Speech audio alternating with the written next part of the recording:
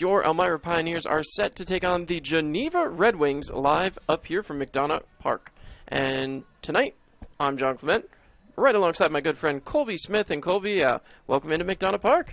Hey, thanks for having me. It should be a good matchup between these two this afternoon. Of course, the last time these two teams met, the Pioneers did come away with the victory. A huge win for the Pioneers against a team that, up until that point, had been pretty close to the best in the Western Division, right there alongside those Jamestown Tarpskunks, who have given the Pioneers a little bit of trouble here down the stretch. The first game in Jamestown didn't go the Pioneers' way. The first game here tonight at Geneva, this is a game that's not only important for the Pioneers to get back on track and keep things going, but to not fall back to 500 as they did just 2 days ago. Well, that's going to be the big thing. The thing that we kind of talked about a little bit off air before we started this one. But the Pioneers, the pitching is going to be key heading down the stretch here. I mean, we're still only, this is game 10 of the season, but you got to get that rotation established. Kevin Serrano was the guy that pitched in that game Friday night in Jamestown, and he was the guy that was kind of looked at as a long reliever, and now you don't have a guy in that spot. So it's going to be a matter of figuring out the rotational spots and who's going to be going every third, fourth, fifth day. Well, we talked about it too, Colby, last night on the broadcast. George and I, when you look at those positions, they become even more magnified during a short summer season. When you think the season ends really at the end of July, these playing spots are not a forever type of thing. It's a 2-month period. But you look last night, 3 innings were all they could get out of the starting pitcher. And you know Andrew Drum's looking for 4, hopefully 5 or 6 innings out of his starter. When you have the high pitch counts and they constantly are drawing out those counts, I mean, 3 and 2 was almost out of my mouth before a pitcher stepped in the batter's box every time last night. The Pioneers are going to need some more consistent starting pitching to start things off here as they work towards the long season that's ahead of them. Well, and the big thing about that outing last night for Chris Mattoon, he really couldn't get his breaking stuff working for him. A lot of the times you'd see those balls, all of them would be off-speed stuff. He was pounding the zone with his fastball, but when he tried to go curveball, slider, sinker, he was missing low and away or high and away each time. So if he could have done that better, maybe he would have lasted longer last night. But the Tarpskunks are patient. That's the one thing that's bid well for them so far this season. Well, the positive thing for the Pioneers, though, however, still out of all of that, only allowing 1 run, and that was in the top of the first inning. Of course, the Pioneers were able to match that. They were able to pull ahead a little bit later, but again, once again, he really had a good start. The runs seemed to come after the fact that when in the 4th inning, when the next pitcher came in, who was out of the extra hitter spot, as you're trying to correct me over here, out of the extra hitter spot, coming into the game, and that's also another advantage this year with the 10-man player at-bat situation. You're able to bring that pitcher into the game, also take him out of the game, and still keep him in that role as the extra hitter, if you will. And the Pioneers were able to do that last night, and we've seen it moved around a little bit. But as I said, only 1 run over those first 3 innings that he was a part of.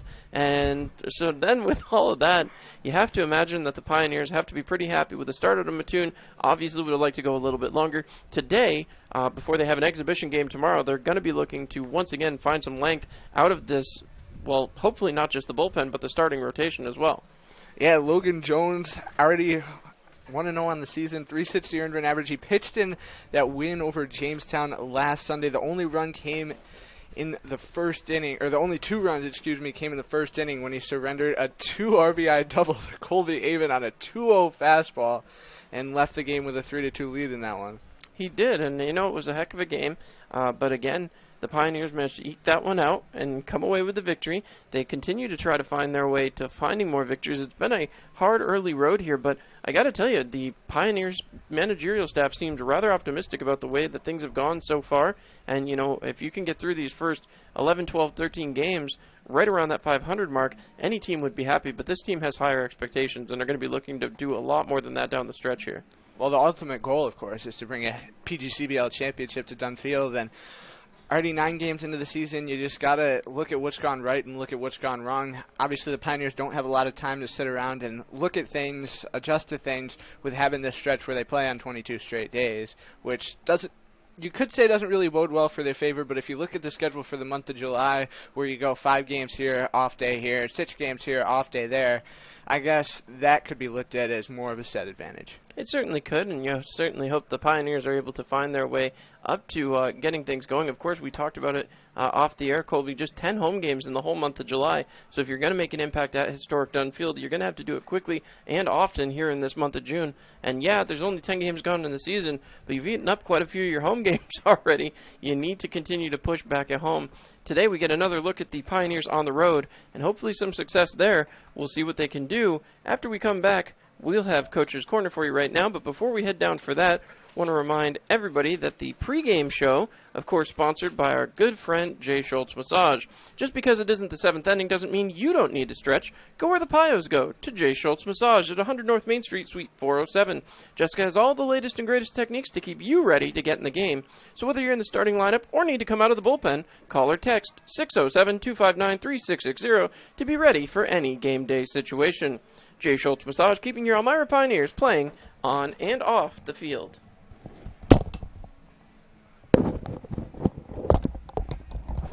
Corner down here after a successful evening last night. Right back, Alex Bardo back here to talk with us.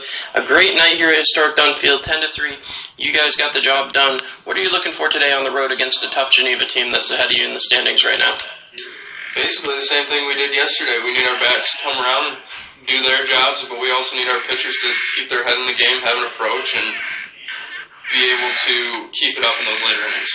Now that being said, obviously from the pitching standpoint, didn't get everything you wanted out of the starting pitcher. 3 innings is a little less than I think you guys normally like to see, but high pitch counts certainly played into that effect. What did you like out of the pitching staff, especially when you saw that things had to be moved along a little quicker than maybe you guys would have liked out of the bullpen? Well, even for Chris last night starting, I think he did a great job of working because you give up 6 hits, but he only gave up 1 run. Mm-hmm. That's tough to do when you give up 6 hits, but being able to limit it to 1 run is huge. Mm-hmm. And then our bullpen through the rest of the night they did great. Kept runners off the bases, and that's all you can ask. Well, that being said, obviously, everyone now talks about Ohtani when you talk about a pitcher coming in and playing both sides of the plate, hitting, getting out on the mound. Obviously, we saw that for the second time this season, as your extra hitter also became your pitcher in the 4th inning. So, as you look forward now, is that kind of the new development of the pitching standpoint? Is just trying to get guys who can kind of be multi-tool players? Yes and no. I think that it's huge. If you can do that, it's great. Mm-hmm. But personally, I'd like to see guys focus on one or the other. Mm-hmm. But there is a place for it, and if you have 1 or 2 guys that can do it well, it's good, but it's very hard to do well. Touch up a little more for a National League style of batting without the DH, maybe help out a little bit when you're being scouted? Right, I'd say. That being said, some scouts in the stands last night, some scouts possibly here over the weekend.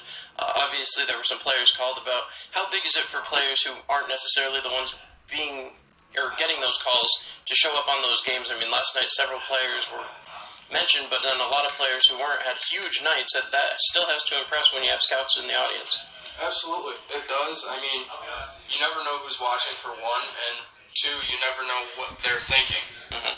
They could be coming to see this guy, but they see something else they like out of another guy. It really, yes, they come to see certain people, but they're always going to see other things. They see everything no matter what. So always play like you're playing in front of somebody you want to impress. That being said, the crowd last night was certainly impressive and got loud, got behind you guys. What kind of difference does it make, especially in your experience having played here? What kind of difference does it make when you have a loud, rowdy crowd like we had last night versus when you have a little lesser crowd on a Tuesday, Wednesday afternoon?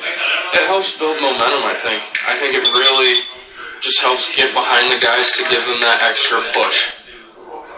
And now that being said, obviously, the end of the game, a 2-inning save, if you will, as out of the bullpen, too, for Drew Haight as he came in and had himself a spectacular 2 innings after beating a couple batters. We've seen that quite a bit here early on from every team, basically. A lot of guys getting plunked.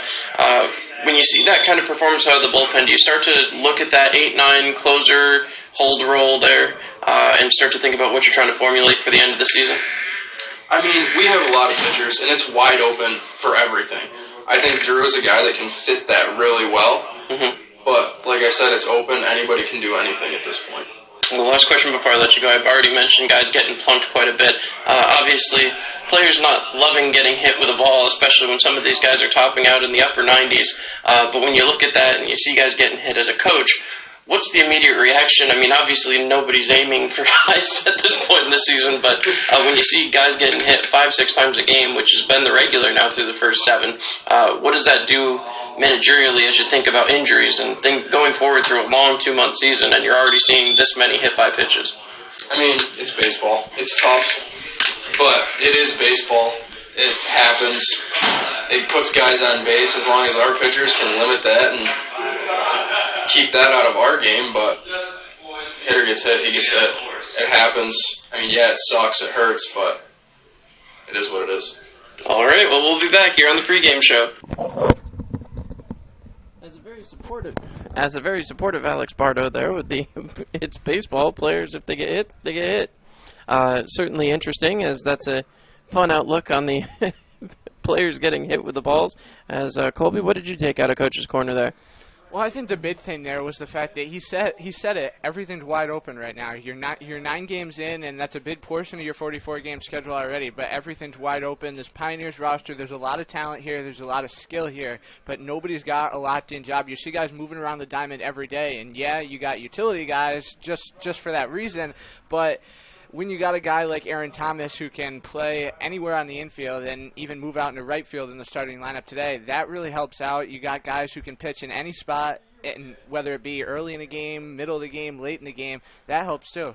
Well, that being said, we've seen the catchers even move out to right and left field early on here with the shortness of the roster. When you consider some of these players weren't ready to go right off the bat, they all have jumped in and played a role, and it's been impressive, to be perfectly honest. You like to see players being a little bit more flexible, and I'm sure some of the coaching staffs back at their colleges where they play normally are looking at that and saying, oh, hey, if we need somebody to go out there, we have a guy who can go out there.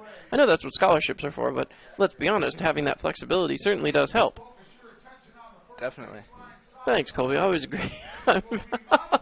As we sit here and get ready for the first pitch at the McDonough Park here in Geneva. Of course, you look out at the field, and again, we do apologize for those of you watching in here from the YouTube feed. Of course, we always want to say how much we appreciate it as they do the opening introductions here for the Geneva Red Wings. Again, unable to control the broadcast position, so we know you are looking at a fence. We do apologize for that. Hopefully you'll be able to see quite a bit of the game regardless. Only a couple of trips up here to Geneva this year, so again, we do apologize, but certainly hope you're enjoying the commentary and you stay with us through the majority of this one, and we'll be bringing it to you live. As Colby, last-minute thoughts here before we get to the national anthem and start this game. Well, I think the big thing is the Pioneers are going to have to get that early jump. I mean, I know it's important. You could say that every game, but against this Geneva Red Wings roster, who kind of struggles out of the gate early in games, they've gone down early, 4-0, 5-0 in some games. They've come storming back, so it's going to be important to get that early jump and hold on to that lead throughout this one. I think the focus, as far as I'm concerned, has to be on the bullpen and how it works. Obviously, Andrew Drum has his idea of what he wants to come out of the bullpen and exactly how many pitchers he'd like to use and how that all goes. But I have to think that it's really going to come down to the pitching, because you look at tomorrow, which was supposed to be an off day, now is filled with an exhibition up there in Batavia. You're going to have more pitchers used there. And then you've got, again, we talked about it earlier, we're in the middle of a 24-day stretch where the Pioneers don't have an off day because of these two exhibition games tomorrow and the following Monday. When you look at that on the schedule, it's going to be a long haul, and especially for those position players who are playing every day and trying to make an impact, the pitching staff maybe more than anyone, because you have to go back to some of those arms time and time again. Yeah, there's 18 pitchers in the pen. How many of those are starters that you go to every fourth and fifth day? And then how many are coming out of the bullpen almost every other day? That's going to be wearing, especially after already having a spring season. That's very certainly true, and hopefully the Pioneers can get to everybody they want to use tonight. But like you said, they got to get some length out of Logan Jones tonight. So we're going to turn it over to the in-house PA as they take care of the national anthem, and when we come back, time for first pitch. You've been listening to the pregame show here on Mixlr.com and YouTube Live.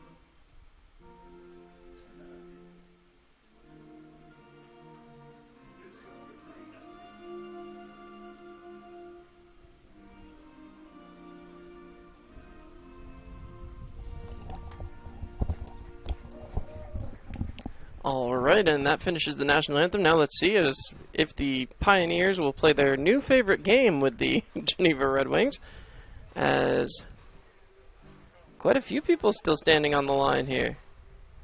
They're playing a game? This has apparently been a thing over this last little while. We'll see how long it lasts, as they stand down there on the left-hand side, and the Geneva Red Wings stand on the right-hand side. Dom Popa took off because he's going to get stretched and play some ball here as the Pioneers once again getting ready. Colby, want to give us an introduction to the pitching staff here tonight for the Geneva Red Wings? Starting things off for the Red Wings, it's going to be Andrew Matthews, 0-0 on the season so far, just one appearance through an inning and a third in a loss to Jamestown last week. Struck out 2, walked nobody, didn't even give up a hit, only faced 4 batters total in the game, so he was pretty good. I got to say, watching back the Red Wings tape of that game, one thing that really stuck out, his curveball was really good in that outing. He was using a lot of that against those types guns hitters who have a hard time hitting that off-speed stuff, as everybody watching last night saw. Well, that's very accurate, but again, the curveball, that can be either a hit or miss pitch. Some days if you're feeling it, it's cutting real good. If it's not getting the same kind of cut that you're used to it getting, that can also just hang there. And with the low fences here, and 325 out to right, 325 out to left, at 402 out to dead center, that could be dangerous, especially as we saw some of those hitters last night going all the way out to the wall. As now, again, they're trying to break things down, this interesting competition between these two squads, as we're going to go and check around the outfield and the infield. As hold on, there's something coming up here as the team still... Oh, they're going to dismiss the Red Wings players, and the Pioneers claim their first victory here in the pregame standoff. As the throwdown comes, and now we'll go out to Dom Popa, who's all set to get things going from the left-hand side of the plate. He'll lead it off here, and Colby's getting anxious over here, so we'll give him that, you want to shout around the base paths there, Colby? Left to right in the outfield, it's going to be Forney, Bernstein, Borelli, and on the infield from first to third, it'll be Hastings, Good, Myers at short, Latham at third, and the battery mates, DeJohn behind the plate, catching Andrew Matthews. Feel better now? Yeah, okay. There we go. As Popa steps into the box, he'll be the first man up to greet the right-handed pitcher. So lefty versus righty to start things off here. Quick kick and delivery, taken outside, 1-0. Popa went 2 for 4 last night's game, scored 3 runs, took a walk in that game, hitting .273 on the season so far. Been a guy who's come in here and made an immediate impact for the Pioneers. Well, certainly, and representing that University of Pittsburgh right there on the batting helmet as he takes ball 2. 2-0 quickly.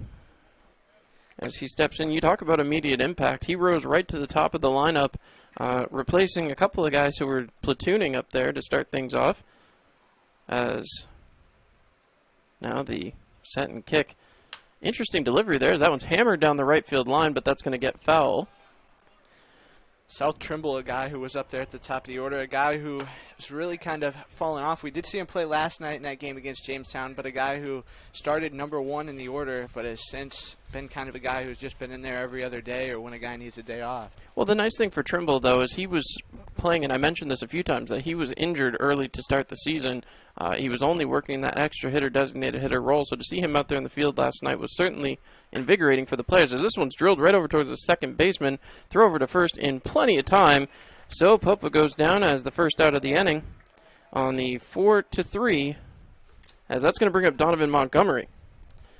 Montgomery talking about a spark plug, Colby, if you got your stat page working again, go right ahead. Well, if you want to talk about a guy who plays like they're out there to impress somebody every night, it'd be Montgomery. 407 average on the season so far. Hasn't hit a home run yet, but only one so far for the Pioneers. 6 runs knocked in. Guy that's been very patient at the plate so far. Also showed some speed on the base pass over the last couple games as he takes a strike one looking. He was able to get a stolen base there last night as well and moving some things around. Up to 4 total on the season.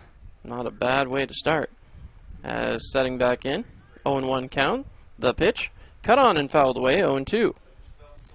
So Montgomery trying to get things going here. George and I were talking last night in the booth about the stance. It almost looked like Soriano's stance out of MLB 07 back in the day. All right. Might predate you a little bit there, Colby, but we we were having a conversation. As once again, the check. That one bounces away, so 1 ball, 2 strikes. 1-2 the count. As there's some of that breaking stuff you were talking about in the pregame show. Yeah, Matthews, it's kind of his go-to. Junior, coming from Connecticut, so guy who really knows those big Division I colleges. Certainly does, as the wind and the pitch. Cut on, drilled out there towards third, gets underneath the third baseman's glove, and Montgomery will round first. He's got time as that ball died in the outfield grass, but he's going to stay there at first base. So, 1 out, and the catcher will head up for the plate as Ben Shore comes up. He had himself a night last night. Certainly did. 1 for 3 in that game. A walk and a strikeout. Knocked in 2 runs, though, but that hit that he had was the biggest one of the game. Put the Pioneers on top, a lead they wouldn't let bat from. And, hey, when you trailed most of that start there, when you got right out, 1-1 tie, and then Jamestown was able to get out ahead again. Coming back all the way back and really taking it to him for the last half of that game was important as that one popped over the first baseman's head on the first pitch. Montgomery rounding second, but he's going to stay right there. So runners at first and second with 1 out. Well, you talked about getting at it early, Colby, and the Pioneers must have been listening. Well, they're getting to this fastball early. Matthews pounding it low and away, and they're just getting down there, digging at everything. And obviously shows they can do it here. They certainly can. Bats. As Cam Hill comes up to the plate. He had a home run back in Jamestown 2 days ago. Pitched a few innings last night, too, as, again, he steps into the extra hitter position, somebody that the people down at Auburn want to have a look at for a long-term pitching spot, as that one comes right back towards us. No balls, 1 strike. Gotta say, it's kind of nice. Maybe it affects the view of the game a little bit, but it's nice having that chain link fence there. I don't have anything to worry about with those foul balls. I heard one came up a little bit close to you last night. Yeah, it dropped just in front of me. As getting back set, Hill waits. The wind and the pitch taken in there for strike 2, 0-2. Very deliberate call there from the home plate umpire. Runners stand at first and second. No balls, 2 strikes, says Cam Hill, looking to put something in play and maybe drive a run home. A little surprised. Montgomery seemed a little slow here tonight on the base pass. The pitch, cut on and fouled away. 0-2 again. Well, maybe he's nursing something. He did take that hit by pitch late in that game last night. It seemed like his shoulder was bugging him for those last couple innings. As he did get down to first, and there was some concern, that's for sure. But once again, another left-handed hitter here in the top of the first inning. First one was retired, though, as Popa went down on the 4-3, as that's chopped right back towards us again. 0-2. I did blink, I'm not going to lie. Well, if you're watching the camera feed here, you saw the net move, that's for sure, as that came right back towards us. No balls, 2 strikes. 2 hits already for the Elmira Pioneers. As the next pitch coming here, as that's low. First ball of the at-bat, 1-2. Matthews just having a hard time. You can hear that big pop of the glove, but it just seems like he's having a hard time getting that ball over the plate. The strike zone already seems a little bit narrow here, so he's got to get that good spot and find it and just keep peppering it. Well, and that's something for the Pioneers pitching, too, as that one's chopped on out there towards the left. That is going to get into foul territory, and that will stay in the ballpark. So 1 ball, 2 strikes. Foul grounds are big here down the left and right field lines. They certainly are. As the bullpen actually encapsulated in foul territory. Can make a good run if you're the right or left fielder, however. Possibly make it out in an odd situation. Swinging strike as that one hit the batter on his follow-through. So they're going to say that's a dead ball as 2 outs. Now on the Erickson strikeout, and that's going to bring up Chris Erickson, who today is actually going to be the extra hitter after some changes early on. So a quick change from Andrew Drum. Erickson 1 for 3 in last night's game. He as well showed he got the speed. The bat power was there last night. Hit a couple of balls deep to the outfield. Just couldn't come up with those those hits that he wanted as Matthews playing with his rosin bag out there a little bit. As I said, every time so far, actually, Erickson, known for his speed on the base pass, although he was taken out of the actual lineup part of the roster tonight due to some leg tiredness, as that's in there for a strike right down the middle, 0-1. Well, and we do have a guy on deck who would be making his Pioneers debut at the plate here in this first inning if Erickson could keep this inning alive, and Bobby Marsh. Well, you certainly hope Erickson can as the pitcher Matthews steps off the mound. Has an interesting sort of setup when he's not in the stretch, Colby. He kicks the foot almost in front and back of him before he actually moves into his windup.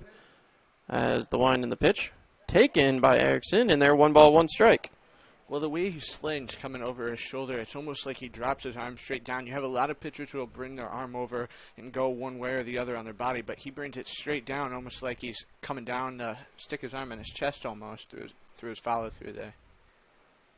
There's a couple of claps back behind the man at second. Cut on, drilled out there towards short, as that one eats up the shortstop, and that's going to have everybody safe. So you just talked about it, Colby. This will be the Pioneers' debut for Bobby Marsh. Guy who's committed to go to Florida Atlantic University next year out of Bellefontaine High School. Had a really good spring after losing his junior season last year. Oh, he's batting left-handed again, so another big piece as the Pioneers really started off this season. The entire lineup batted right out of the right-handed batter's box, able to diversify a little bit here. And that certainly helps with matchup problems later on into the evenings. As the Pioneers with the bases loaded, the pitch taken for a ball, 1-0. Marsh finished the spring hitting .333, 3 homers, 11 RBIs, 16 walks, 9 strikeouts for Bellefontaine High School in just 18 games. And that is certainly impressive. Of course, out of a corner infielder, you are really looking for some more production. We'll see if the Pioneers can get some out of him this summer, as that's in there for 2 balls, no strikes. And they did officially rule that an error out there on the shortstop, so no single there for Erickson. He'll reach on the error. As Matthews sets back up, the wind and the pitch, cut on and missed, 2 balls, 1 strike. Marsh seems like he's looking and ready to drill something out there. You got the outfielders. You don't really have much of a shadow here at McDonough Park with the way it's set up, so you get a ball out there, the outfielders are just going to have to be chasing for it. Certainly are. It does play bigger as well as you look around the outfield, as that's inside, and I think that might have hit Marsh, and that's going to drive in the first run of the game. So the Pioneers will touch the board first. That'll reset the count. And with 2 outs, Pioneers now have a lead as Emmeline Petre heads up. Well, if you're the Geneva Red Wings, that's definitely not the way you want to start. You never want a run to score that way, whether it be a bases-loaded walk, bases-loaded hit by pitch. Kind of doesn't bode well for you because you get a guy up there at the plate, new guy who hasn't been seen by this pitcher yet. As Petre waits, he takes a strike right down the middle. Not much of a doubt on that one. No balls, 1 strike. Would love to get Petre hitting. He has struggled a little bit to come through with solid contact over the first few games. He's had a little off the end of the bat where it's rolled to a fielder. The next pitch, taken for a ball, 1-1. Well, he did have a really good season playing for that Team Canada national team, a highly touted guy who could be a future major leaguer someday if he can really stick all the pieces of his game together. The problem when you look at that too, Canada has been locked down for over a year now. He missed out on his senior season. He's had a long wait to get here to play, as that's taken for a ball, 2-1. So, I mean, when you are impacted that way, you certainly hope that you can come back real quick, but you got to get back into the groove. Luckily, he's been playing every day, so you have to imagine he's just going to get right back into it here quickly. He certainly hasn't missed a beat in the field. As the pitch drilled up through the middle, and speak of the getting back into the groove, there's one coming across. The second run coming across as well, and that'll put runners at first and second as the Pioneers jump out to a 3-0 lead here on their 3rd hit of the game. Emmeline Petre with a 2 RBI single. Well, you just mentioned it, but Got to get that bat moving, and that's just what he did there. Dug at that fastball, drilling it out there to center field. Picked up his first 2 RBIs as a Pioneer, so I got to say that's probably got to feel good coming in here and not really finding that lightning quick bat power until now here in his 5th game. Well, not a bad time to do it either, as Aaron Thomas will be the next man up, and Matthews already meeting with the pitching coach. 3 hits, 3 runs for the Pioneers here, as they have runners still standing on first and second base with 2 outs. As Thomas steps up.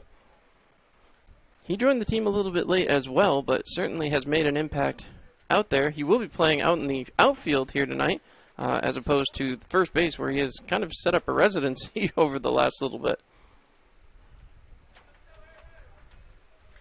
Nothing to add. As we next pitch drilled out there towards left.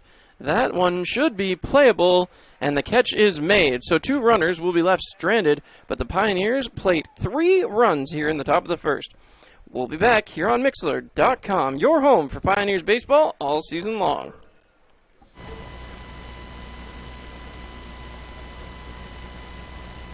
All the time. 2, 3 in the morning, it doesn't matter. I see. Greg, is this true? Yeah, Jake saves us tons on our insurance, no matter what time it is. He's always there. And how much did he save you? Hundreds. Listen, can I call this Jake from State Farm? You've got to be kidding me. State Farm is there for you anytime, anywhere. Call 1-800-STATE-FARM or click today. Get to a better state. State Farm.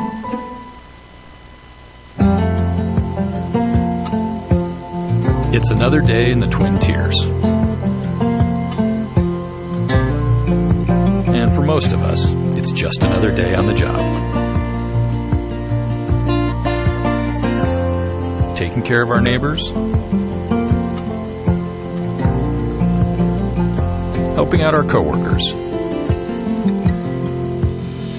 and making our community a better place for all of us. When you love what you do and really care about the people you serve, you do it well.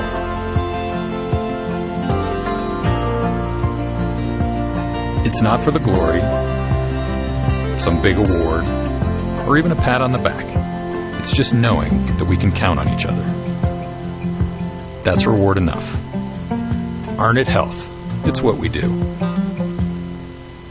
Hi, this is Marian Decker, and at the Decker Agency, we've got over 34 years' experience in helping our clients get the best insurance coverage possible. We're local and we're trusted. We've built our business on the idea that customers should be treated like family. At the Decker Agency, we offer free quotes and consultations. Our clients can build their coverages to best suit their needs and budget. Please stop into our office at 416 East 14th Street in Elmira Heights or call us at 607-734-1100 to schedule your free consultation today. And like the Marian M. Decker Agency, LLC on Facebook. At the Decker Agency, we help you protect what matters most. All right, and with that, we are back here live for the bottom of the first as the Pioneers were a little late to get out to the field here, but they're out there now. They're getting their warm-up pitches in, and we'll get our first look at Logan Jones here today in the bottom of the first. Logan Jones, a guy, as I mentioned earlier in the pregame show, if you're just dropping by, surrendered a 2 RBI double to Colby Avon on a 2-0 fastball last Sunday early in that game, which ultimately served as the Jamestown Tarpskunch only runs in that game, which the Pioneers went on to win 3-2. Had a really good spring pitching at Samford University, and just .93 earned run average. Don't want to say 93 to get any confusion there, but through 9 2/3 innings, only run that he allowed all spring came in the first appearance as well. So he's looking to kind of right the ship here, settle this Geneva Red Wings offense down, and they're loaded 1-8 in the order. 7 of their top 8 guys are in the top 10 in team batting average through the first 8 games of the season. 7 of the 9 of their team's top 10? 7 of the 8 team's top 10. I got you there. Well, everyday players, they tend to make that kind of impact. Brandon Myers starts things off. The first pitch from Jones is in there for a strike, 0-1. Brandon Myers, a big game last night at Newark, picked up his first 2 RBIs as a Geneva Red Wing. 2 walks, 7 strikeouts as well, so a guy that strikes out at a high clip. And speaking of which, strike 2 right out of the gate. 0-2 to Myers. You have to imagine after giving up a 3 spot in the top half of the inning, Geneva's going to be feeling the pressure to get right on things. However, that has to be a comfort zone for Logan Jones as he can pitch a little more freely now. 1 ball, 2 strikes, having a little bit of a lead here in the top or in the bottom of the first. Well, the Red Wings are rolling high after that 10-0 win they picked up on the road last night at Newark. Got out to an early jump in that one, led 2-0, and just really broke things open late in the game, just like the Pioneers did last night. And they certainly did. This ball rolled out to second, scooped up, thrown over to first in plenty of time, and that'll be the first out of the inning as the 4-3 play recorded there by the Pioneers. Philip Bernstein will be the next man up at the dish. And now left to right in the outfield for the Elmira Pioneers, it's going to be Chris Erickson, Dom Popa. Not Chris Erickson? He's taking himself a day. We got that one late there, Colby. As once again coming back. If you could only see my face right now. Beauty of live television. As once again Jones throws that one in there. Believe that was called a strike. I heard the utterance, but did not see the hand motion. Jones gets back set. The next pitch. In there for a ball. 1 ball, 1 strike, I believe is the call right now. So 1 ball, 1 strike, 1 out. Our first Tioga Down showdown. Coming back set. The wind and the pitch from Jones. Inside, 2-1. Philip Bernstein came up with that big Oh, hit. no, they say 3 balls. My apologies. 3-0 count right now. Guess we haven't had that first Tioga Down showdown. We have not, as that's in there. Ball 4. So, a walk from Logan Jones to start things off here, and my apologies, folks. Well, we do like those lotto machines, but just not quite yet. Well, Elliot Good will be the next man up. His first appearance here in a Geneva Red Wings uniform. Certainly can't miss the fielders out there, Colby, as number 40 taking his step into the box. Those numbers are bright, I gotta say. You say bright, I say huge, as that's thrown in there and off the plate. 1 ball, no strikes. Well, the one thing about bright red, it really sticks out. You can look down, you see the base coaches, they got bright red on. They made some sticks out from that green grass, good color in green. As that's in there for a strike. 1 ball, 1 strike, 1 out. A Tioga Down showdown. There we go. Yeah, I know you like calling those. We got it in. As now, Pioneers looking for a ground ball here. Try to turn 2 and get out of this in a 1 and 2-3, if you will. 1 ball, 2 strikes. As Elmira has themselves a 3-0 lead right now. Still haven't given up a hit on the 3rd batter of the night coming up for Geneva. As Elliot Good steps right back in. The pitch. Taken for a ball, 2 balls, 2 strikes. Pioneers not happy about that one. Heard a little bit of rowdiness from the infield. Well, you got Montgomery and Petre over there set up at double play depth, so if he gets the ball, rolls it on the infield, it'd be nice if the Pioneers could get out of this inning here quickly with a nice 6-4 or 4-6-3 double play. Certainly would, as the pitch cut on, drilled out there towards right field, and the catch is made sliding. A beautiful play as that one gets thrown back into first and just won't be in time.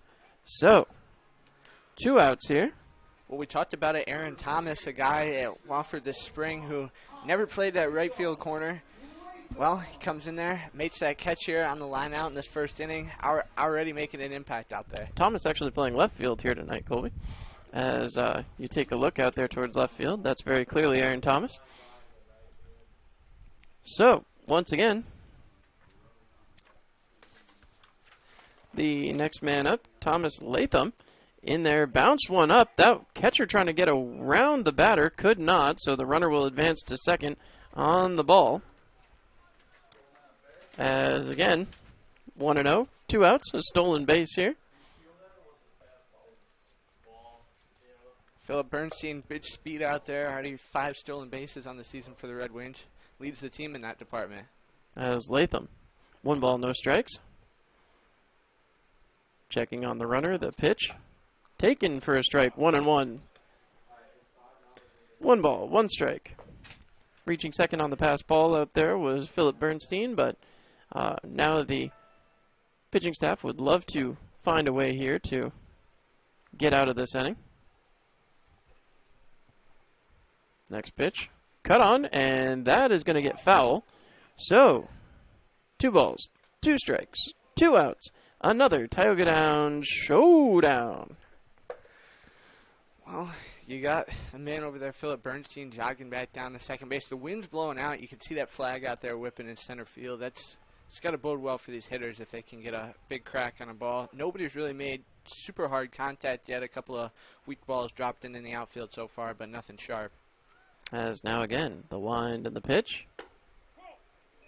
Just missed. I'm going to say it missed high. 3 balls, 2 strike count. Well, now that the count's moved full, Logan Jones worked quite a handful of those. His pitch count rose up there quickly in that game against Jamestown on Sunday, but somehow managed to fire in 41 strikes in 71 total pitches over those 5. As now he comes in with the payoff pitch.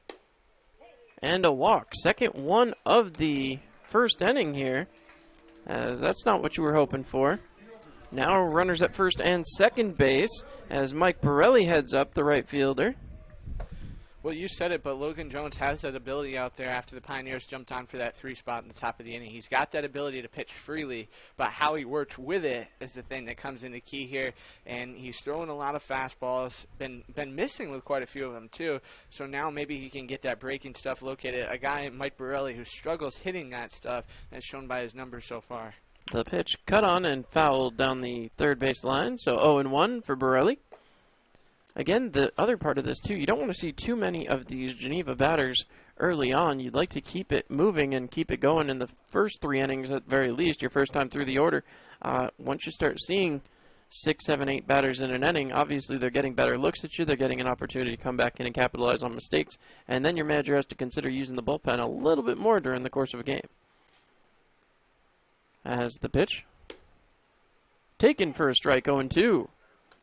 Very deliberate calls here from behind home plate. Well, and the one thing that I was just going to mention there was the fact you see that large lead down there at second for Bernstein. He's really tempting Logan Jones, who seems to look back there after every pitch. You see some pitchers who don't so much get distracted by the base runners, no matter the case. But right now, Jones seems, I don't want to say rattled, but definitely affected by these 2 guys out there. As Jones doesn't even look at the batter, doesn't even look at the second baseman, but he does throw a pitch up and near the head of Borelli down there. So 1 ball, 2 strikes. Have a look and see at the approach here. Just needs 1 more strike to get out of this inning, so the runners almost become moot points here. As now a long look back there towards second. No one around as the pitch thrown, cut on, and they're going to say he fouled that one off, so 1 ball, 2 strikes. He wanted that. You saw that jump. That's what I do when I want it, when I'm out there. Yeah. Okay, sorry. But anyway, it's just what happens. You see a pitcher like that, when they want to call like that, they got some kind of motion, and Jones obviously was trying to get out of that inning. As now we'll see what Borelli can do here as he's trying to stay alive. 1 ball, 2 strike count one more time. The pitch taken up and in. They're going to say 2 ball, 2 strike, 2 out count, as once again it's a Tioga Down showdown. As right back to it goes Borelli. Big wide stance there in the box. Time called by the batter. A little bit of a divot there in that right-handed batter's box as you look up towards the top. Right where his top foot's going. It's really dug in and almost, it looks a little bit slanted from our purview up here at Colby. Yeah, it almost looks like you're kind of standing on, not a hill, but almost like a little divot. A little gully almost. Yeah, I see that. As that's in there for strike 3, and the catcher was gone before this call was made.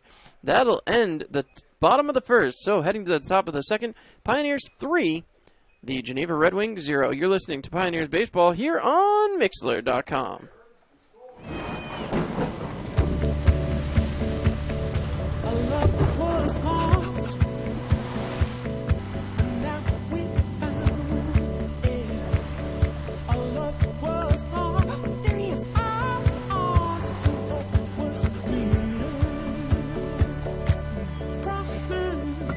Everything you need when you need it most. Introducing the Toyota Venza with standard all-wheel drive. Toyota, let's go places. New Extra Charge Hot and Iced Coffee from Dunkin' is made with 20% extra caffeine from green coffee extract, because we could all use a little extra this year. Whether that's an extra boost, some extra boldness, or the drive to go the extra mile, we're extra ready for whatever comes our way and extra excited to take it on.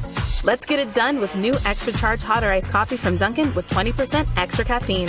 And pair it with snackable stuffed bagel minis for an added all-day boost. Order ahead on the Dunkin' app. America runs on Dunkin'. Price and participation may vary. Limited time offer. Give me a blue light lime. Yeah. Grapefruit. Blood orange, blueberry. Got it. Oh! Barry, you son of a bass. We've been through this. No thumbs. Just yanking your hook. Oh, good. When you're at the lake, you drink Labatt. That's lake law.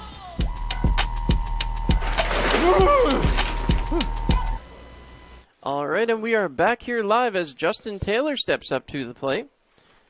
Taylor playing third base again here tonight. He will lead off the top of the second, and of course the Pioneers down to the last two batters in the batting order, Colby.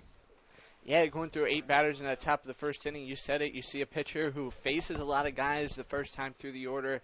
Definitely hits them later on. As that will be fouled off and down into the bullpen, 0-1. Well, and you do got some forces at the bottom of this order. Maybe that 143 average so far for Justin Taylor doesn't show it. But a guy who managed to lead the team at Millersville this spring in extra base hits. He really knows what it takes to get up there, come up with the big hits when the team needs him, and it'd be nice to get some offense rolling here in the second.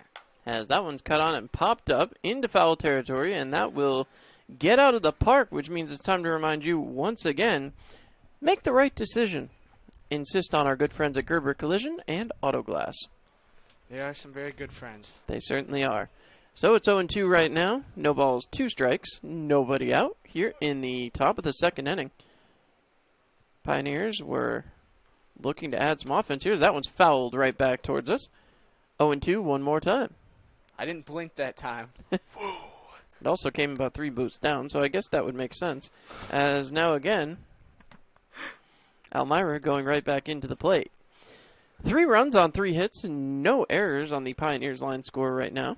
As the wind and the pitch cut on and drilled. That one gets up and heads out towards the left fielder. He's got a beat and makes the catch. So Taylor, well, it might not have landed for a hit, but I'll tell you, he's certainly not getting cheated on his at-bats. Well, Forney out there in left field, he made a good play on that one. Tracked the ball all the way off the bat, took a step to his left, just saw that one coming. Taylor just couldn't get quite enough on it to drill it out there, 325 to left. As Gil Murad, the right fielder, steps up after that beautiful diving catch earlier on in this, then the bottom of the first, excuse me, as that's in there for ball 1, 1-0. Well, yeah, the defense for the Pioneers, you said, made some changes, but we'll have the full defense coming for you when the Pioneers come back out to the field. As the next pitch taken for a strike. 1 ball, 1 strike, 1 out. It's a Tioga Down showdown. 1-1. 1 out. Pioneers looking to reignite that offense. The wind, the pitch. Take it. No, they're going to say he went. I think if we had Insta replay cam down there, that might argue that one, but 1 ball, 2 strikes. Insta replay cams at the PGCBO level. That would be interesting. It would, as that one's taken outside. 2 balls, 2 strikes. 2-2. Pioneers hitters looking to get something going here and hopefully get it going early, as the early innings have certainly played a big part in these last two games for the Pioneers. 3 balls, 2 strikes. The one thing about replay that always gets to me, it's about the time that it takes to figure it out. So maybe not having the replay, maybe it's a good thing, maybe it's a bad thing. Always curious, as once again, the wind and the pitch taken as the punch-out occurs, and Gil Murad disagrees. So, 2 strikeout, or excuse me, another strikeout there, the second one on the line score for the pitcher Matthews as Popa heads back up. Will have his second at bat in 2 innings. Start off with a 4-3 ground out as Popa goes right back. Good in Hastings, good communication on that first ball in that first inning. So the pitch in there for a strike, 0-1. Popa thought it was a little bit inside. We'll see what he can do here. wasn't part of that hit bonanza that occurred back there in the first inning. The pitch taken for a ball, 1-1. Well, a lot of these teams so far this summer, you can't say the quality of play has been down here in the PGCBL, but some teams you could say the hit total's been down. Taking a look, comparing teams' batting averages, and getting 3 hits in 1 inning, that's a special feat. As that's fouled off, 1 ball, 2 strikes. 1-2 the count. As now Popa looks to stay alive, a 1-2 count with 2 outs. Certainly seems as though Matthews has settled down a little bit out there on the mound. Seems more under control, seems more relaxed. Maybe just got into the dugout there, unwinded a little bit, and now he's feeling it. As there's another punch out, that time looking from Popa. So 2 big strikeouts for Matthews as the Pioneers will head back to the outfield. We'll be back with the bottom of the second after this.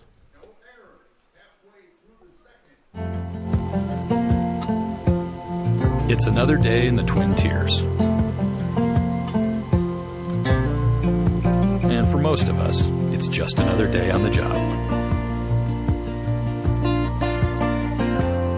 Taking care of our neighbors, helping out our coworkers, and making our community a better place for all of us. When you love what you do and really care about the people you serve, you do it well.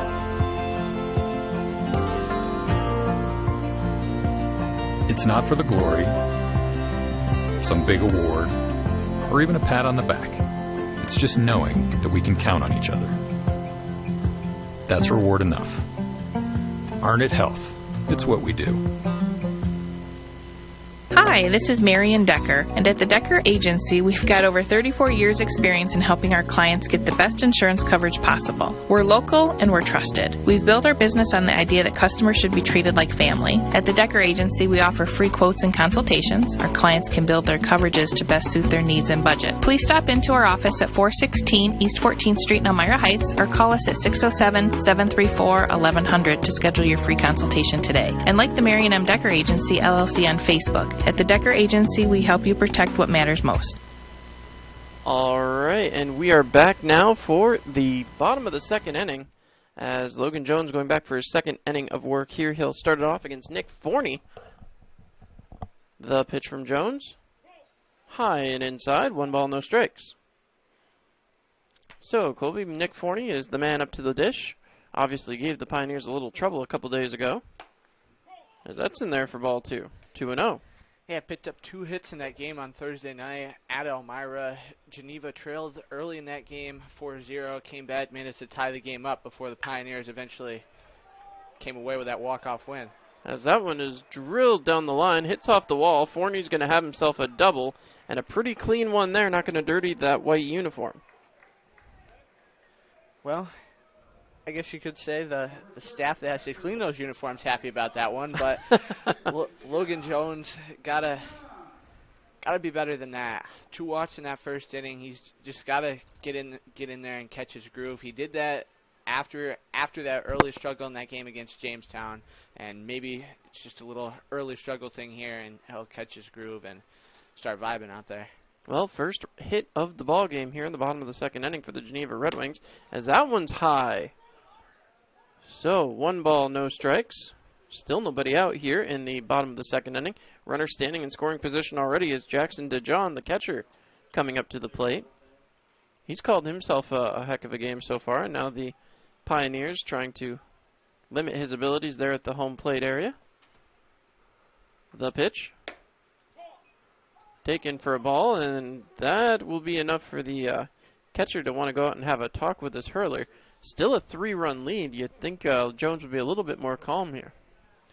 Well, he definitely seems like, yeah, like you said, he's just not calm out there. He seems like he's got something bothering him, and yeah, maybe you can credit that to the base runner, but coming out this inning, he just seemed a little worked up. So if he can get himself, settled down out there, maybe Ben Shore's got that calming effect. I don't know, but.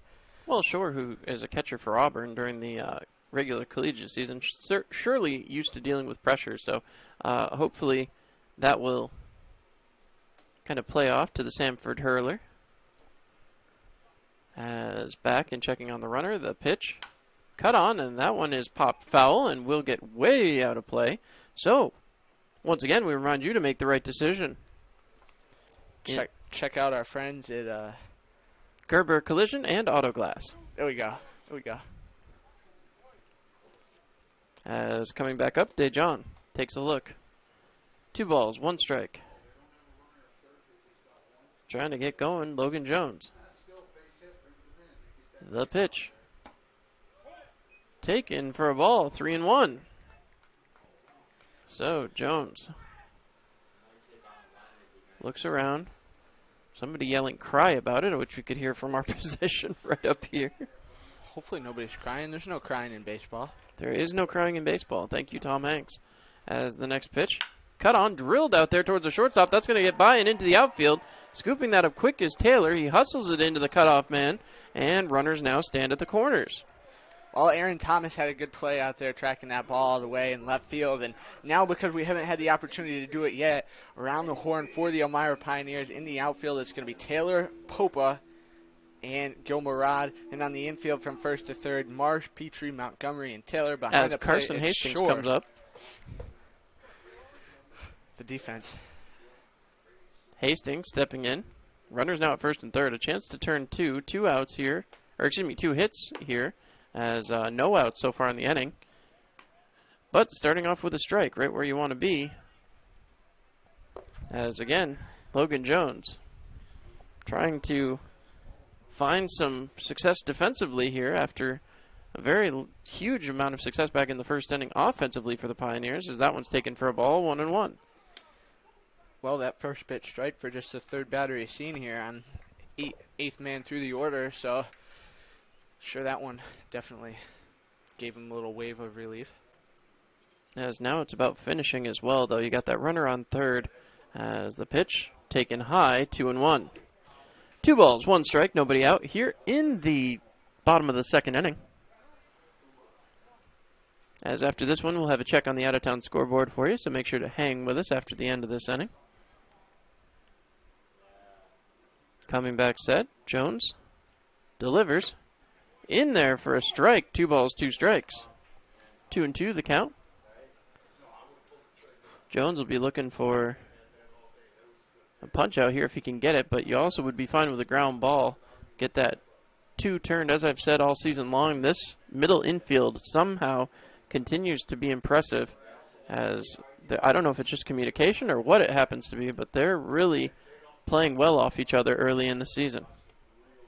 Well, that pickoff move attempted there by Jones, just trying to hold that runner on over there. Jackson DeJohn getting a little greedy. Has handful of stolen bases already for the Geneva Red Wings. This is a team that likes to run. They've shown that they're a little run happy when they get the chance. As the pitch taken high, 3 balls, 2 strikes. A little surprised again here when you talk about being run happy that runner from first wasn't off on even the first pitch. Try to draw that throw and get that runner in from third. You got a long ways to go, and cracking down that lead obviously important, as the later you get into the ballgame, the harder that can be. Well, if you play the conservative mindset, you don't want to get that out down there at second base either and only have 1 runner as opposed to the 2. 9 times out of 10, the guy's not going to throw from behind home plate on the risk of throwing it into the outfield either, when you can have a runner coming in from third. At least that's what I've been reading over the course of these past, well, now almost 10 games.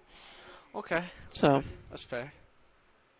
The next pitch, high outside, ball 4. So another walk will load the bases, and this may bring a visit from Andrew Drum. Not too surprised to see this with nobody out here in the bottom of the second inning, as the next man up, is Brady Slinger. Well, we don't have that Toyoga Down showdown just yet. For those of you who haven't figured it out yet, it comes when there's 1 and 1 and 1 out, or 2 and 2 and 2 outs, kind of like a slot machine. A couple weeks ago up in Batavia, well, actually just a week ago now, took me quite a few innings to figure that out. It was probably the 6th inning that I figured that out. It happens. Andrew Drum telling the boys to body up there, as we'll see what exactly that means. Well, I'm guessing they're going to be attempting to to bring things in on the corners. I don't know that we would see a bunt out of the designated hitter. I imagine it's possible, as that one's in there for a strike on the outside corner. 0-1. So no balls, 1 strike. As Jones gets back and set. The wind and the pitch. Came inside, 1 ball, 1 strike. Slinger, who had a good senior season playing down at Hamilton College. A lot of veteran guys on this Geneva roster. You look up and down, you see sophomores, juniors, and seniors. Cut on and missed, 1 ball, 2 strikes. So swinging out of his shoes down here in the left-handed batter's box, as again, lefty on righty matchup. As Slinger looks out at Jones. Jones, very tall out there on the mound as well, as he tosses that one in. Drilled towards the second baseman. Scooped up, thrown to second quickly in time, but not going to get the runner at first. So, reaching on the fielder's choice. Hastings will be out. A run will come across to score, and it's now a 3-1 game, as runners still stand at first and third. As, well, a run comes across. So, first out of the inning is finally made, and that'll bring up the last man in the order, Dylan McKenzie. Well, you could call that trading a run for an out. The Pioneers, I mean, you had that Petrie looking home, but didn't want to go for that risky play, but instead went for that sure play at second. As the first pitch a little bit low, 1-0. 1 ball, no strikes. As Geneva has cut the lead from 3-0 to 3-1. Early scoring yet again. Seen it the last couple of nights as time is called from the outfield umpire there.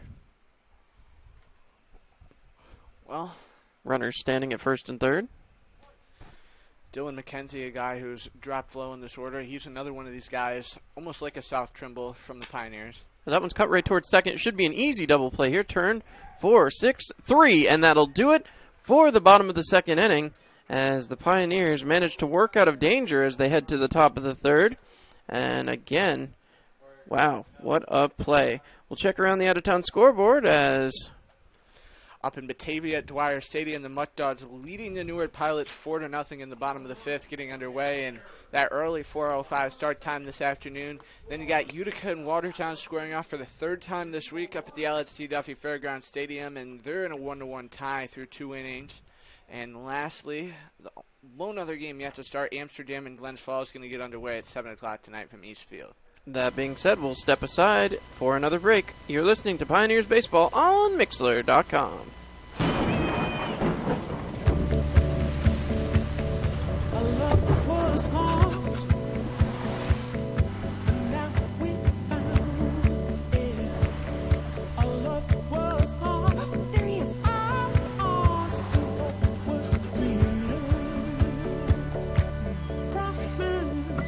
Everything you need when you need it most. Introducing the Toyota Venza with standard all-wheel drive. Toyota, let's go places. New Extra Charge Hot and Iced Coffee from Dunkin' is made with 20% extra caffeine from green coffee extract, because we could all use a little extra this year. Whether that's an extra boost, some extra boldness, or the drive to go the extra mile, we're extra ready for whatever comes our way and extra excited to take it on. Let's get it done with new Extra Charge Hot or Iced Coffee from Dunkin' with 20% extra caffeine. And pair it with snackable stuffed bagel minis for an added all-day boost. Order ahead on the Dunkin' app. America runs on Dunkin'. Price and participation may vary. Limited time offer. Dunkin', oh, that sounds delicious right now, Colby, as we get set here in the booth. And it's going to bring up Donovan Montgomery, Ben Shore, and Cam Hill to lead things off here in the top of the third inning. So the top of the third getting underway. Pioneers with a 3-1 lead right now, as I just said, the Pioneers. And again, some delicious sounding Dunkin', as you just heard about that on our commercial break. Dunkin' does definitely sound good, especially on a hot day. You can't beat one of those iced coffees or one of those new coconut refreshers. I was just going to say, I'm big on the coconut refreshers, as that's in there, 0-1. So don't forget to stop by one of our great sponsors over there at Dunkin'. As now Montgomery had a single earlier, came around to score in the top of the first inning. Cut on and missed, 0-2 very quickly here in the top of the third. Pioneers, I said it earlier this season, have routinely been scoring in the third and the fourth inning. As now again, as the pitch inside on Montgomery, 1 ball, 2 strikes. Well, a guy who's out there, I said it back his first time up, but a guy who plays to impress every day he's out there, seems to come up with some new thing out there every day to do, always seems to impress and wow everybody watching him. As the next pitch taken outside, 2 balls, 2 strikes. You know, the biggest thing so far that sits in my memory is coming in a pinch hit situation, hitting the game-winning hit in the bottom of the 9th inning a couple of days ago. As that will stick in the memory for a little bit, as that's taken for no strike 3, and Montgomery does not like the call.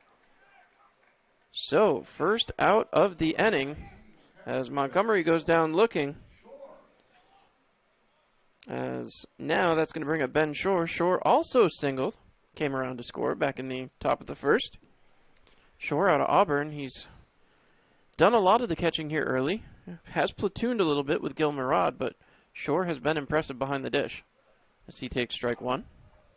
Well, the thing about Ben Shore, you have to remember, it's not often you have a guy, Division I baseball, a program as prestigious as Auburn, who goes in there and starts his freshman year every day, and that's exactly what Shore did this spring, so it shows enough about his leadership right there. As he takes a big cut there, 0-2. So, Shore certainly knows how to call a game. He's worked with so many different pitchers over the course of this first week and a half now and has been really, really successful back behind the plate, as has Gil Murad, not taking anything away from the Ithaca College catcher. As the pitch coming in, that's in there for ball 1, 1 ball, 2 strikes.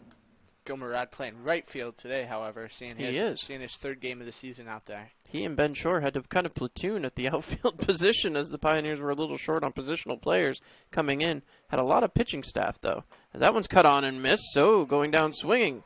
2 strikeouts, 1 looking, 1 not, as that's the way we start off the top of the 3rd here in Geneva.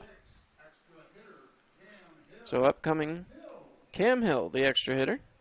Struck out swinging his first time up. Of course, a couple days ago back in Jamestown, was able to find the right field fence and put one, well, past it.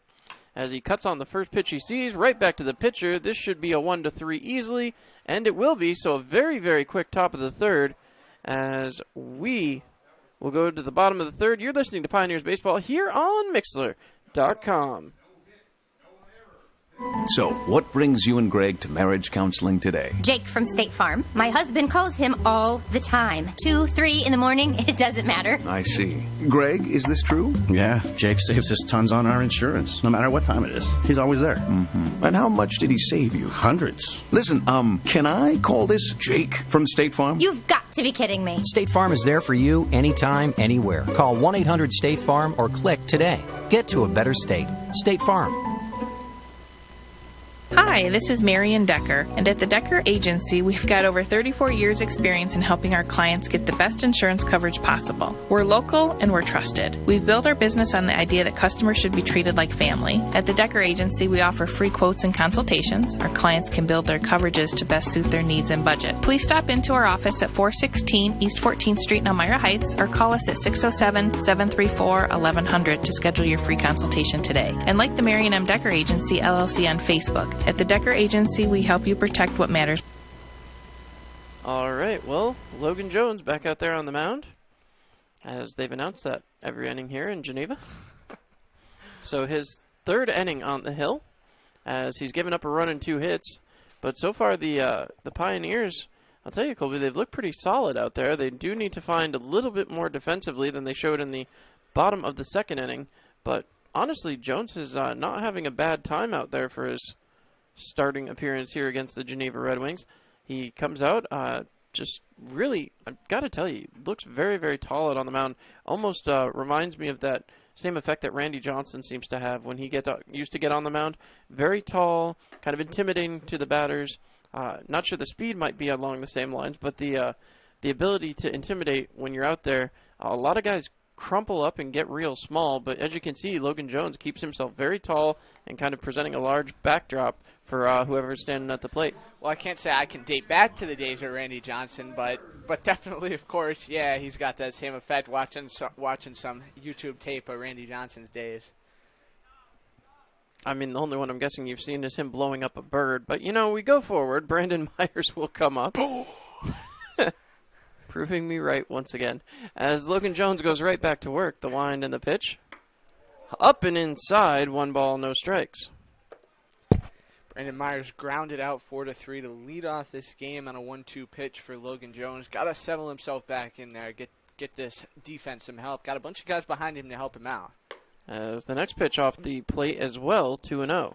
Well, not to take anything away from the Pioneers on the defensive side of the ball in that bottom of the second inning. You had that nice play from Petrie to throw out Hastings on the base path. Ball 3 right away. 3 straight pitches, 3 straight balls.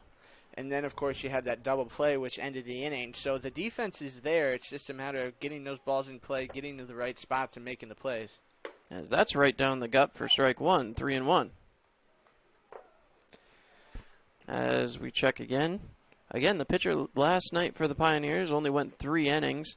Certainly hope Jones will stay around a little longer than that, as that's fouled back. 3 balls, 2 strikes. Hope and a prayer for long outings up there for the starting pitcher. Well, it's always interesting, too. We talked about, you're really finding out what you have as these teams try to get going and try to figure each other out. As the next pitch in there for ball 4, that's going to be a little bit high. So another base on balls starting things off here for the Pioneers pitching staff. Well, and now Logan Jones going to have to deal with a guy in Philip Bernstein. Walked his first time up, and maybe that was the best possible outcome he could have had. Bernstein slipped right in there, top of the order for the Geneva Red Wings here through these first couple weeks of the season. Leads the team in some of the major offensive categories. As I said, that was the 4th base on balls of the game for Jones. As this one's chopped out there towards the shortstop, scooped up, thrown over to first. In time. No! He came off the bag and made the tag, he said. But the umpire said, no, you came off the bag. He thought he tagged him. But they're not going to get that one, so an infield single. Find that one a little interesting. Seemed like over there that first Marsh had him with a tag, at least on the back of the jersey there, but must be he didn't skim him just right for the umpire to see. Kind of a hard call from where the umpire was standing, though, as well. Almost blocked out by the body when you reach back to make a tag like that. As Jones will go right back to work here. Still nobody out as he takes on Elliott Good, who lined out to the right fielders last time, taking ball 1. Good, another one of those guys slipping right in there, top of the order for this Geneva Red Wings team. Started the season hitting low in the order, but has proved his worth to this Geneva Red Wings coaching staff and has shown he belongs up there in the top 3. That one's a little bit low, 2 balls, no strikes. Him, Philip Bernstein, and Thomas Latham, you got a lot of guys who can control the bat well, a lot of guys who can chip in there every night in that 2, 3, 4 in the order, and that's what you really love to see for a team here in the PGCBL. So the Red Wings at least happy with that part of their order right now. As that's outside for ball 3. And you wonder, as the catcher heads out to have a conversation, how quickly the bullpen may have to be accessed tonight. As Jones, I don't know, it just seems like he's on edge out there on the mound. He's not getting the feel of the mound underneath his feet, and his delivery is just coming home a little wonky. As I said, he keeps straight up, so it should be a straightforward movement, but for whatever reason tonight, it just seems to be eluding him a little bit to find the plate. When you got the wind rushing through your hair, you got the feeling of the mound on your feet, you know you're having a good night out there, and maybe Logan Jones, like you said, just not really having that right now, and hopefully he can settle in here. Still no action down there in the Pioneers bullpen. Got a guy stretching, but nobody seriously out there up and throwing. As Good waits the next pitch, cut on, and that will be fouled back. 3 balls, 1 strike. So 3-1 count, Colby, as the Pioneers again falling behind the 8 ball with putting men on base here. Certainly a big game here before you have an exhibition game tomorrow. As the next pitch, taken low, ball 4, loads the bases. As still nobody out, everybody on. As runners stand at first, second, and third now after the walk. Well, and it's that same situation that happened back in the second inning, except this time coming courtesy of 2 walks, subtract those 2 hits that the Red Wings had in that second inning. Pioneers got out of that just giving up 1 as they currently lead this game 3-1. As the pitch, cut on, drilled back up the middle, should be an ability to turn 2. Not in time. So, again, a run will cross. Again, runners will stand at first and third. And again, a player will reach on a fielder's choice. Well, the Geneva Red Wings, it's not a way you like to see a team push run home when you're the opposition in that case. But again, trading that run for the out, you can't really shake your head too much at that. Mike Borelli, guy who struck out his first time up, Logan Jones just has to get in there and make those same pitches, was beating him up on the off-speed stuff. So if he can do that again, replicate that success and get out of this inning, the Pioneers would be happy with that. As the pitch is in there for a ball outside, 1-0. And this is where you were just talking about it not too long ago, Colby. The Pioneers, 3 runs never going to be enough, especially against a very competitive team like the Red Wings. Offense is going to have to come back as well. Can't be comfortable with what you put up in the first inning of play. 9 times out of 10, maybe even 9.9 times out of 10, you never win with the line you put up in the first inning. As the wind in the pitch. Taken for a strike, so 2 balls, 1 strike there. 2-1 count. As Jones gets set out there on the mound. Taking a long look. As again, the middle infield has been strong. That's what the Pioneers have relied on a little bit. Here's this pop fly out to Gil Murad. He will hustle that one back in. That will, however, score the tying run. So 2 outs, but I believe they're going to rule that one a sac fly. We'll wait to see. So the run comes in to score. I think Borelli's going to get the sac fly on that. And again, Nick Forney will head up. He had a double and came around to score back an inning ago. So the game is officially tied up at 3-3. As now the Pioneers still need an out here to get out of this bottom of the third. The wind and the pitch, taken right down the middle, 0-1. Well, now it's going to be more clear than ever before that offense needs to come back. Really kind of slipped down after those first 2 innings, just kind of went out there and went through the motions. Now you really got to get that foot back on the gas pedal coming back out in the fourth. As that pitch way outside, 1 ball, 1 strike. 1-1, 2 outs. As the Pioneers trying to find their way out of this inning, and then they'll have to go back to the offensive side of things in the middle part of this game. Coming right back and getting set. The pitch from Jones, cut on, popped up. The catcher trying to get a read on it as he heads over, has the read, makes the catch, and that will do it for the inning. A pop out to the catcher from Forney means the Pioneers will head back to the plate. As 2 runs came across in the bottom of the third, Pioneers head for the top of the fourth. When we come back, you're listening to Pioneers Baseball on Mixlr.com. It's another day in the Twin Tiers. And for most of us, it's just another day on the job. Taking care of our neighbors, helping out our coworkers, and making our community a better place for all of us. When you love what you do and really care about the people you serve, you do it well.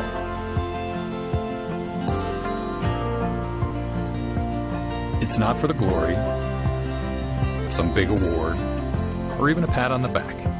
It's just knowing that we can count on each other. That's reward enough. Arnett Health. It's what we do.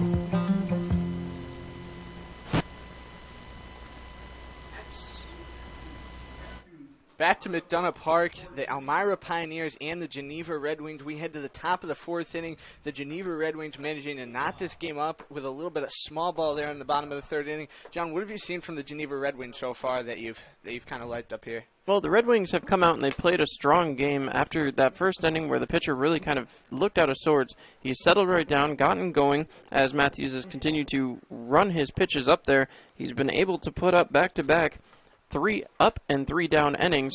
The Pioneers are going to have to find a way to break back through like they did in the first.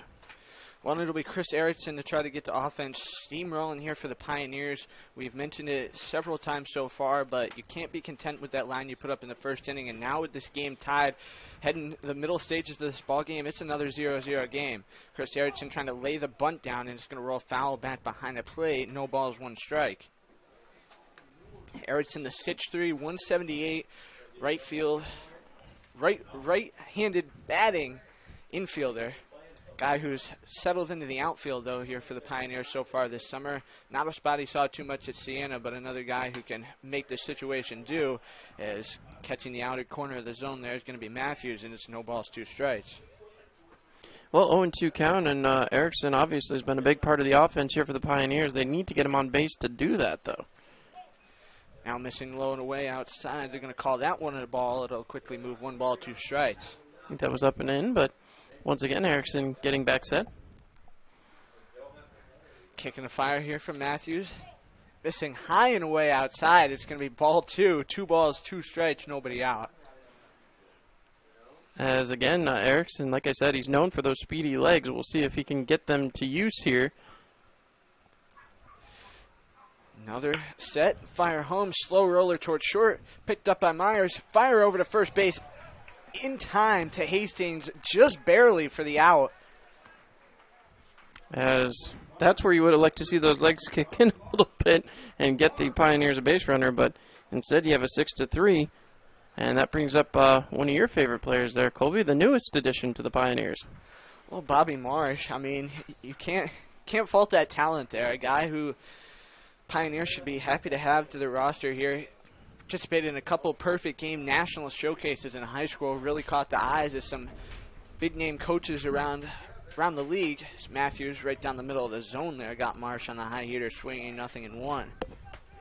I mean, the key for the Pioneers here is to break this chain of just 3 up, 3 down hitters and find a way to get some offense rolling. Comes set, fires at home. Missing low and away outside. Going to be ball 1. 1 ball, 1 strike. And how many outs? 1. So it's going to be a Tioga Downs showdown. I got it.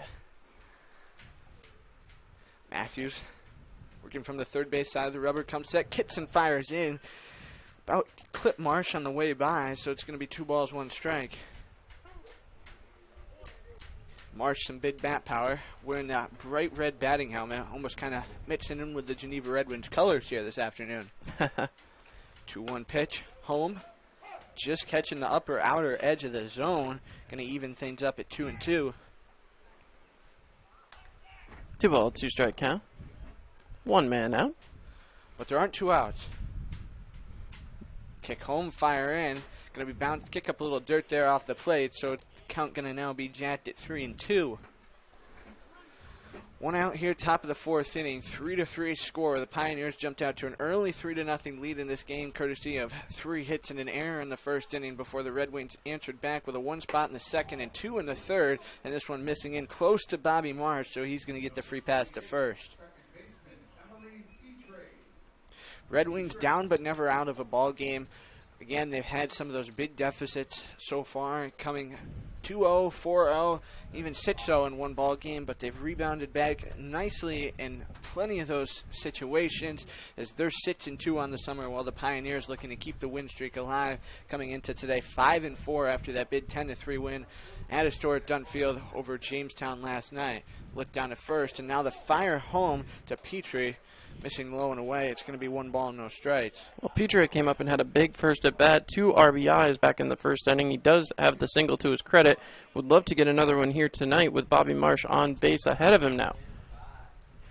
Marsh, a very tempting lead off first base over there. As now Petrie makes contact on a ball, fanned out towards left. Farney playing it in the air, makes the catch for the second out, of the inning. So a fly out to 7, and that's well, that's happened a couple times already here tonight as Aaron Thomas steps up. He did that back in his first at bat, back in the first inning. Did hit that ball sharply, though. It was the first pitch. A lot of these hitters, you've seen a lot of first pitch swinging so far this summer, and maybe it's not always successful, but you get a guy up there who knows he can do it. Why not make that first pitch contact? Marsh still with the lead stranded over there at first base here. In tight to Thomas, pulled the bat around, but didn't manage to get the swing called on in there, so it's going to be 1 ball, no strikes. And you work the counts and you try to drive pitch count up to try to get the successful pitchers out of the game early. The Pioneers haven't been exactly successful at doing that so far against Matthews here today. Now missing down in the dirt. DeJohn doing a good job to keep that ball in front of him and not letting it skip away. It's going to be 2 balls, no strikes. 2 outs here, top of the 4th inning from McDonough Park in Geneva. The Elmira Pioneers and the Geneva Red Wings. Look to first, now home. Thomas going to pop this one out of play. Going to go back into the parking lot. Which means it's another time to remind you to make the right decision. Insist on Gerber Collision and Auto Glass as that one rolls down the road. Well, somebody walking out there going to have themselves a little treat when they find it. Little kid in a blue shirt chasing after it. And he's got it. Cool, cool. Look to first, now the fire home. Again missing low and way outside. Pop throw down to first base. Almost got away from Hastings over there, but recovering it in foul ground. Almost kind of playing like a wide receiver out there, sticking his hand back there, trying to keep the ball in front of him, or more to his side there, I guess I should say. 3 balls, 1 strike, 2 outs. Matthews looking to escape the jam here with Marsh reaching first base. On the base on balls. Pop up behind the plate. DeJohn throws his mask down, racing at it. Hastings there behind it, but DeJohn's got it in his glove, and that's going to end this top half of the 4th. Bobby Marsh stranded at first base for the Elmira Pioneers. Matthews working out of the jam. We head to the bottom half of the 4th. 3-3 score from Geneva. New Extra Charge Hot and Iced Coffee from Dunkin' is made with 20% extra caffeine from green coffee extract, because we could all use a little extra this year. Whether that's an extra boost, some extra boldness, or the drive to go the extra mile, we're extra ready for whatever comes our way and extra excited to take it on. Let's get it done with new Extra Charge Hot or Iced Coffee from Dunkin' with 20% extra caffeine. And pair it with snackable stuffed bagel minis for an added all-day boost. Order ahead on the Dunkin' app. America runs on Dunkin'. Price and participation may vary. Limited time offer. Give me a blue light lime. Yeah. Grapefruit. Blood orange, blueberry. Got it. Oh! Barry, you son of a bass. We've been through this. No thumbs. Just yanking your hook. Oh, good. When you're at the lake, you drink Labatt. That's lake law.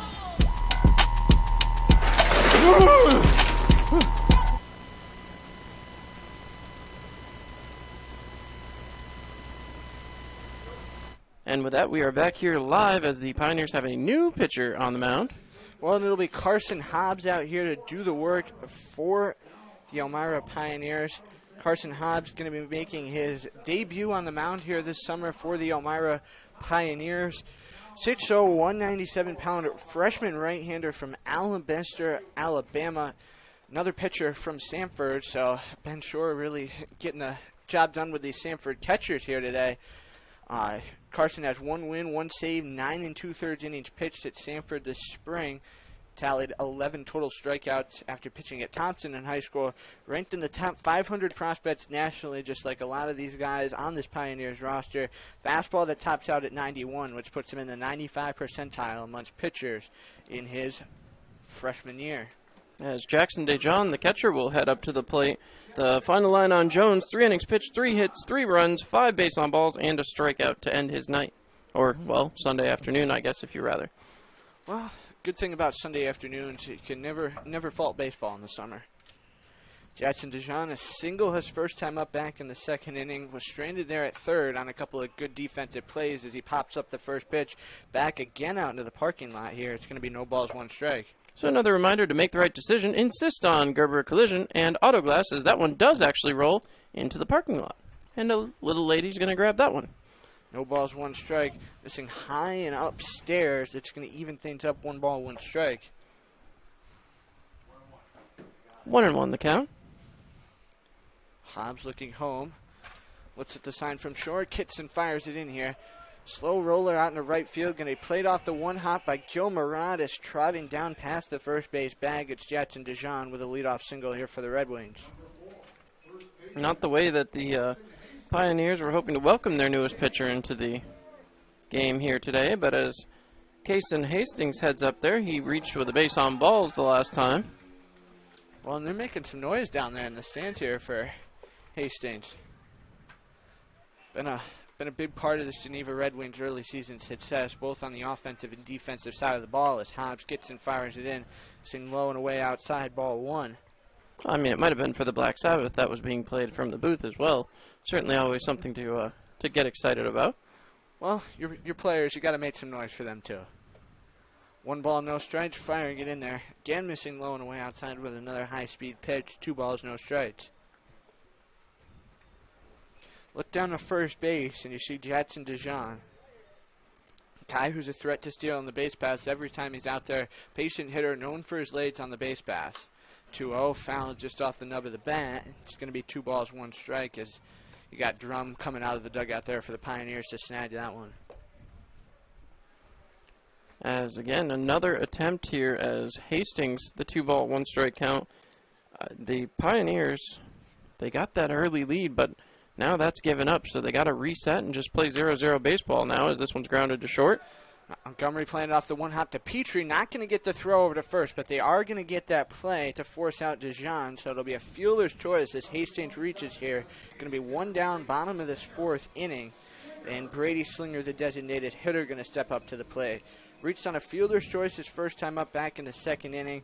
Got an RBI on that play, and then was forced out on the inning double play that went Petrie to Montgomery over there to Marsh to end that 2nd inning. Another fire home, and it's going to be upstairs and outside. 1 ball, no strikes.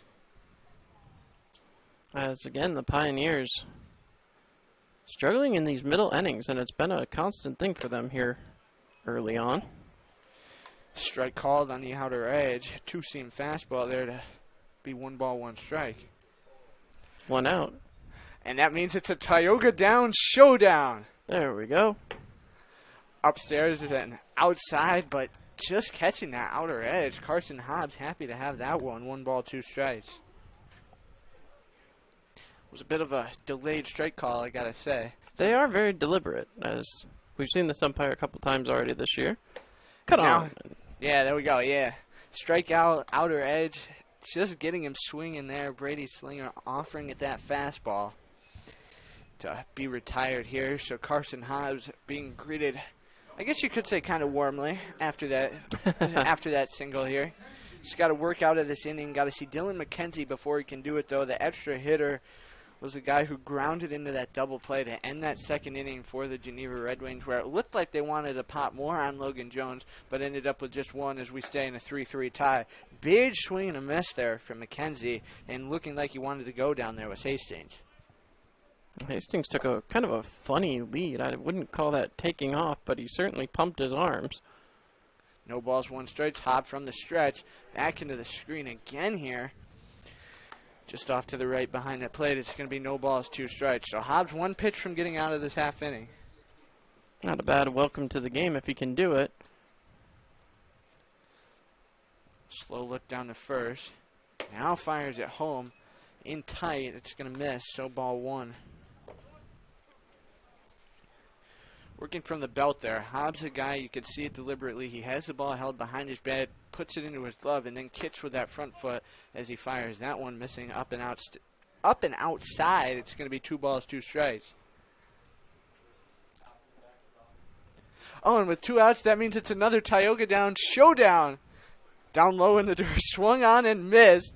Carson Hobbs going to get out of this half inning as he gets Dylan McKenzie swinging with back-to-back strikeouts to end this half inning. So just like that, the leadoff single negated. The Geneva Red Wings leave a runner on base, but we head to the top half of the 5th in a 3-3 tie from McDonough Park.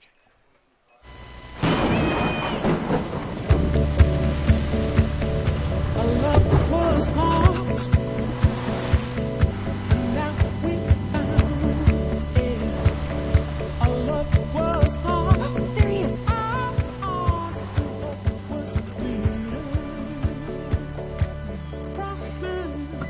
Everything you need when you need it most. Introducing the Toyota Venza with standard all-wheel drive. Toyota, let's go places. New Extra Charge Hot and Iced Coffee from Dunkin' is made with 20% extra caffeine from green coffee extract because we could all use a little extra this year. Whether that's an extra boost, some extra boldness, or the drive to go the extra mile, we're extra ready for whatever comes our way and extra excited to take it on. Let's get it done with new Extra Charge Hot or Iced Coffee from Dunkin' with 20% extra caffeine. And pair it with snackable stuffed bagel minis for an added all-day boost. Order ahead on the Dunkin' app. America runs on Dunkin'. Price and participation may vary. Limited time offer.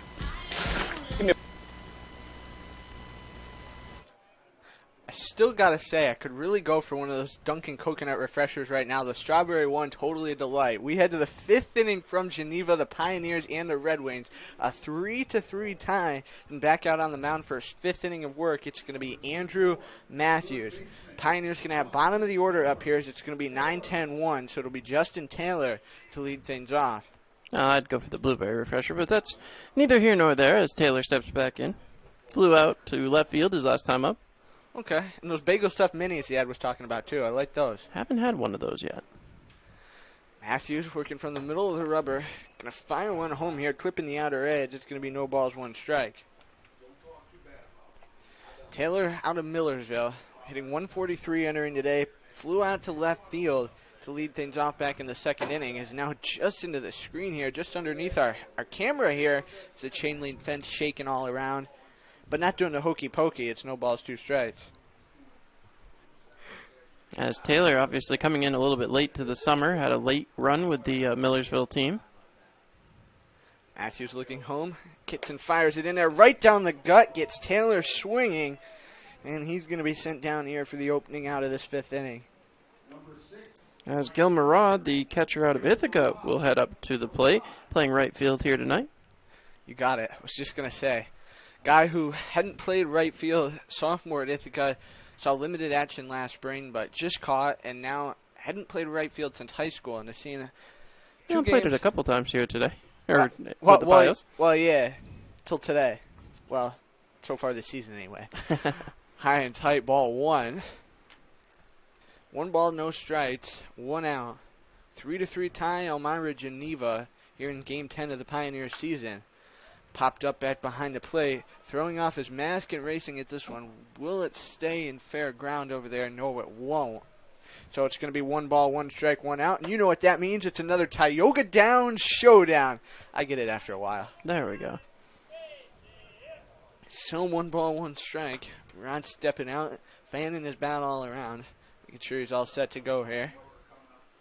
Certainly knows how to read the game, obviously, as most catchers do. Matthews right in there, and Joe Murad just barely, I think he tipped that one off the end of his bat right into the glove. But regardless, 1 ball, 2 strikes. As Gill steps back in. Matthews comes set, delivers it in there, and Murad, this one going to leave the park, out to the parking lot over there down the right field line. Which means it's another great time to remember to make the right decision. Insist on Gerber Collision and Auto Glass. They do a lot of good things for you. Certainly do. Things. 1-2 pitch home. Gil Murad's slow chopper down the third base line. Going to roll, not quite to the dirt over there. You don't ever like to see your batter throwing the bat at the ball, but Murad did. He managed to tip that one, and just I don't know if they're not reading the strike zone as well or what's going on, but they're really protecting the plate in an overabundance of caution there. 1-2, Matthews a little stutter step, and now home. Gil Murad popped out towards left center field. Center fielder racing on this play, can't make the catch. Gil Murad going to turn first base as Bernstein couldn't corral that one in his glove. So, I believe they're going to mark that as a hit, and they will, so that'll be a single for Murad, and that brings up Popa. Popa, who's gone down twice. Little ground ball, 4-3, and then a strikeout looking. You see some big difference in the batting average between these Pioneers guys. You see a guy in Donovan Montgomery entered today, 407 leading the team. You got Kim Hill right there behind him, 344. Then a lot of guys sub 300. Matthews, as Popa bats off this one, 1 ball, no strikes. Popa came into today hitting just 273, and as you said, sent down twice so far today. Another one of those guys who's been protecting the plate up there, working deep counts. Well, and that's where you touch on it there. You're not often looking for your leadoff guy to be hitting over 300. as that one's in there for a ball. But what you are looking for is for him to drive up pitch count and to work good counts, maybe reaching base on the walks, finding their ways onto base and getting there, whether that's by hit or by any other method available to them. Look down to first, and now Matthews again coming home with this one. Low and away outside, going to be ball 3. They certainly think Murad's going to steal. I haven't seen any tendency from Gil Murad over the course of these first 10 games to be looking at stealing second base, but the bunt may be in the heads of these Geneva Red Wings outfielders. Well, he's tried it once and was caught stealing against the Tarp Scouts. Matthews comes home with it. Missing low and away outside. They call it a strike, however. It's going to be 3 balls, 1 strike. Matthews pounding that lower outer edge here. 3 balls, 1 strike, 1 out. Another look down to first. Murad with a healthy lead. Now again, as I said, missing off the low outer edge. So Don Popa going to get the free pass there. So the Pioneers going to have back-to-back base runners first and second with 1 out for their star shortstop. Well, Donovan Montgomery has been a big part, as I continue to say every time he reaches the plate. He had his single tonight, had a strikeout looking, but I mean, he just gets up there and he works counts. He's able to make big plays when he needs to, and he's been a huge part of what's been happening here in Elmira to start off this season. Obviously, the sophomore out of Siena has come up with a big number of plays in the field, and that is not really all that surprising. 6 double plays and a fielding percentage of .963 at Siena. So when he comes to the plate and hits .258, 7 doubles and 3 home runs back at Siena, and then he's hit as well as he has here in Elmira, not really too surprising to see him up there in a key situation, and no worry on the faces of Andrew Drum. Ready batter's box, that wide stance again.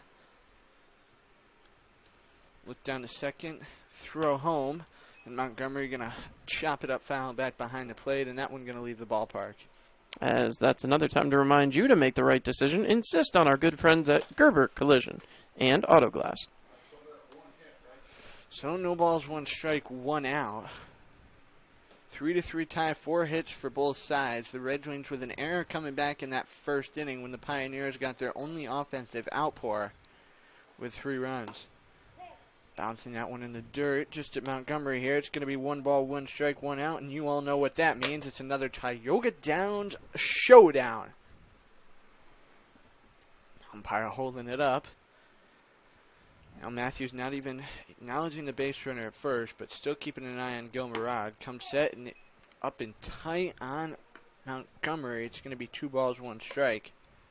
That's what I was talking about before he even got started. Montgomery, not one to lunge after pitches. He's going to work the count. He's going to make it go to his favor. And when he sees something he likes, he's going to do something with it. Matthews looked down to the ball. Little stutter step there. And missing down knee level on Montgomery. 3 balls, 1 strike.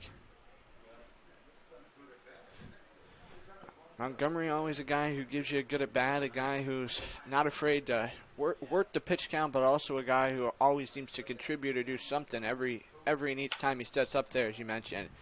Popped up. Where is this one going to go? Over right field. It's caught by Borelli.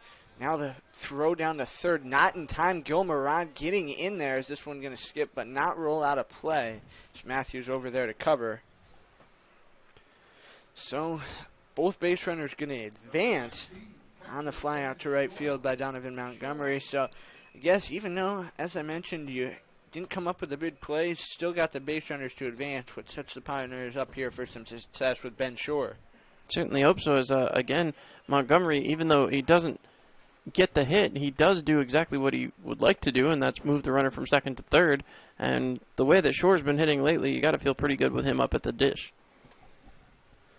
1 for 3 in last night's game against Jamestown. Mentioned it earlier, but came up with that big hit, which put the Pioneers out on top.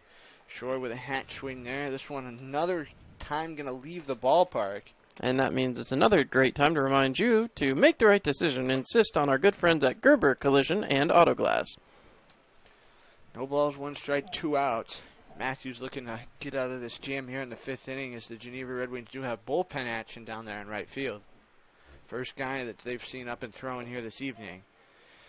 In foot level of Ben Shore here, so 1 ball, 1 strike. Shore out there taking some big practice swings.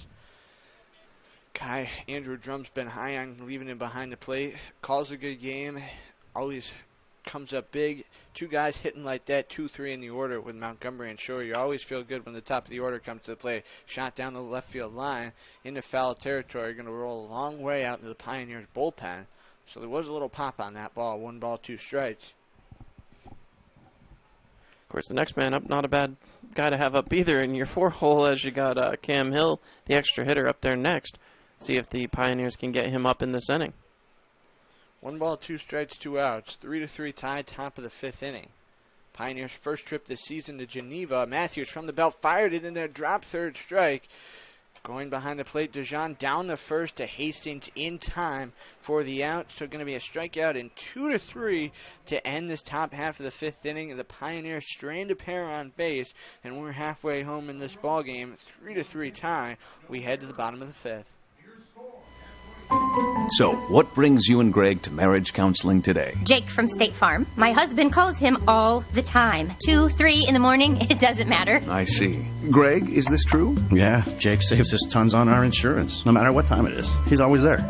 And how much did he save you? Hundreds. Listen, can I call this Jake from State Farm? You've got to be kidding me. State Farm is there for you anytime, anywhere. Call 1-800-STATE-FARM or click today. Get to a better state. State Farm.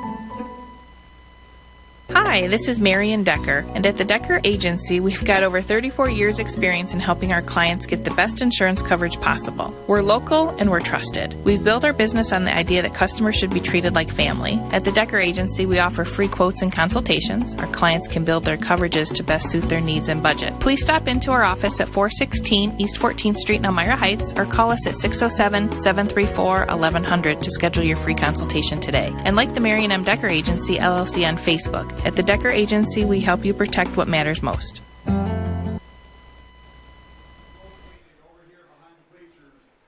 Back to McDonough Park, bottom of the 5th inning. The Elmira Pioneers and the Geneva Red Wings. Carson Hobbs going to come back out for another inning of work here this afternoon. The Red Wings going to go back to the top of the order after the Pioneers came up empty in the top half of the 5th inning, leaving 2 runners on base.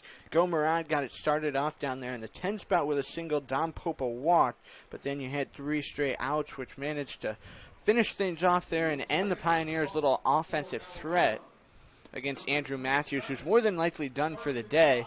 You see another Red Wings reliever out there cranking it up down in the bullpen. Now to take a look around at the out-of-town scoreboard, the Batavia Muckdogs and the Newark Pilots from Dwyer Stadium. Bottom of the 8th inning, Muckdogs on top 5-0. You see the Utica Blue Sox and the Watertown Rapids in a 2-2 tie bottom of the 5th inning. And, of course, the late game tonight from Eastfield, Amsterdam, and Glens Falls set to get underway in about another half hour. And in the Stanley Cup playoffs, the Tampa Bay Lightning fall to the New York Islanders 2-1. Okay, I like the little thumbs up there. That was good. Very happy. Very happy over here. All right. Long way to go in the best 4 of 7. Happy. Okay. As once again. I'll let you keep that for now, as Brandon Myers going to walk to the plate here for the Geneva Red Wings. Team that's 6-2, a team that's got that offense that seems to be there when they need it. Now's the time where Geneva needs it, and Carson Hobbs going to have to look to fend off this Red Wings offense. He was able to put up a 0 in his first inning of work this season as a Pioneer, as a matter of fact. Looking home, Hobbs kicks and fires it in there. They call it a ball, just missing off the inside edge of the plate.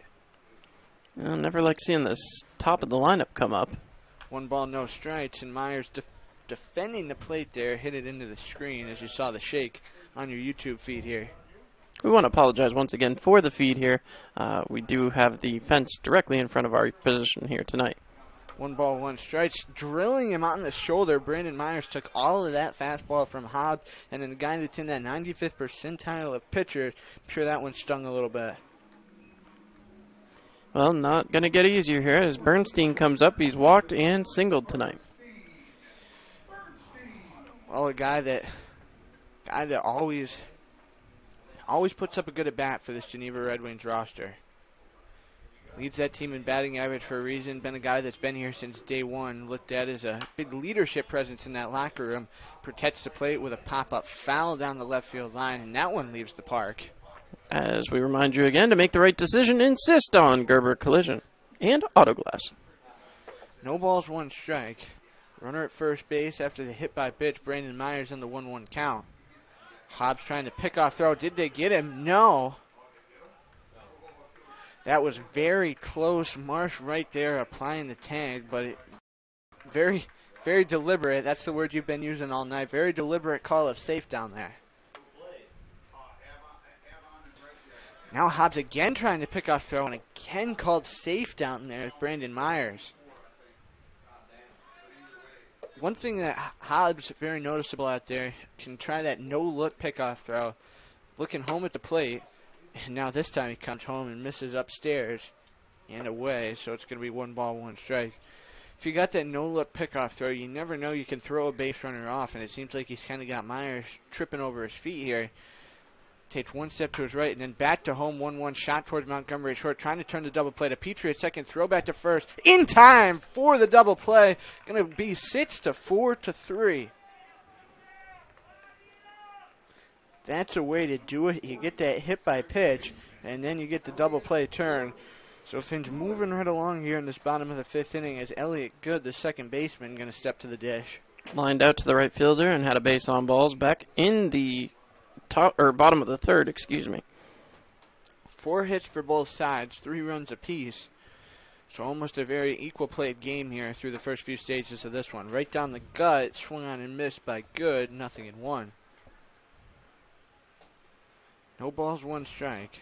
Good, another guy set up with that wide batter stance, the right knee bent awkwardly, and another huge swing and a miss there. No balls, 2 strikes.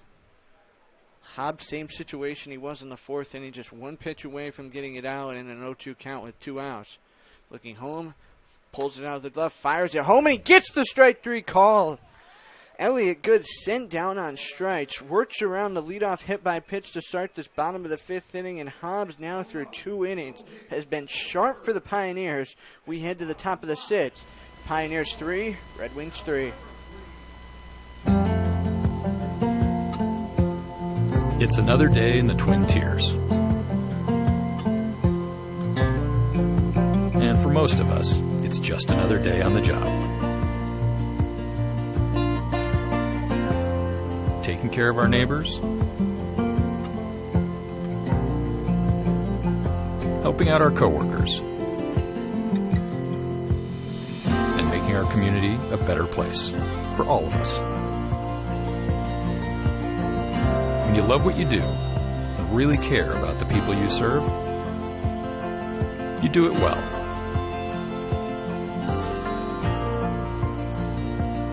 It's not for the glory, some big award, or even a pat on the back. It's just knowing that we can count on each other. That's reward enough. Arnett Health. It's what we do.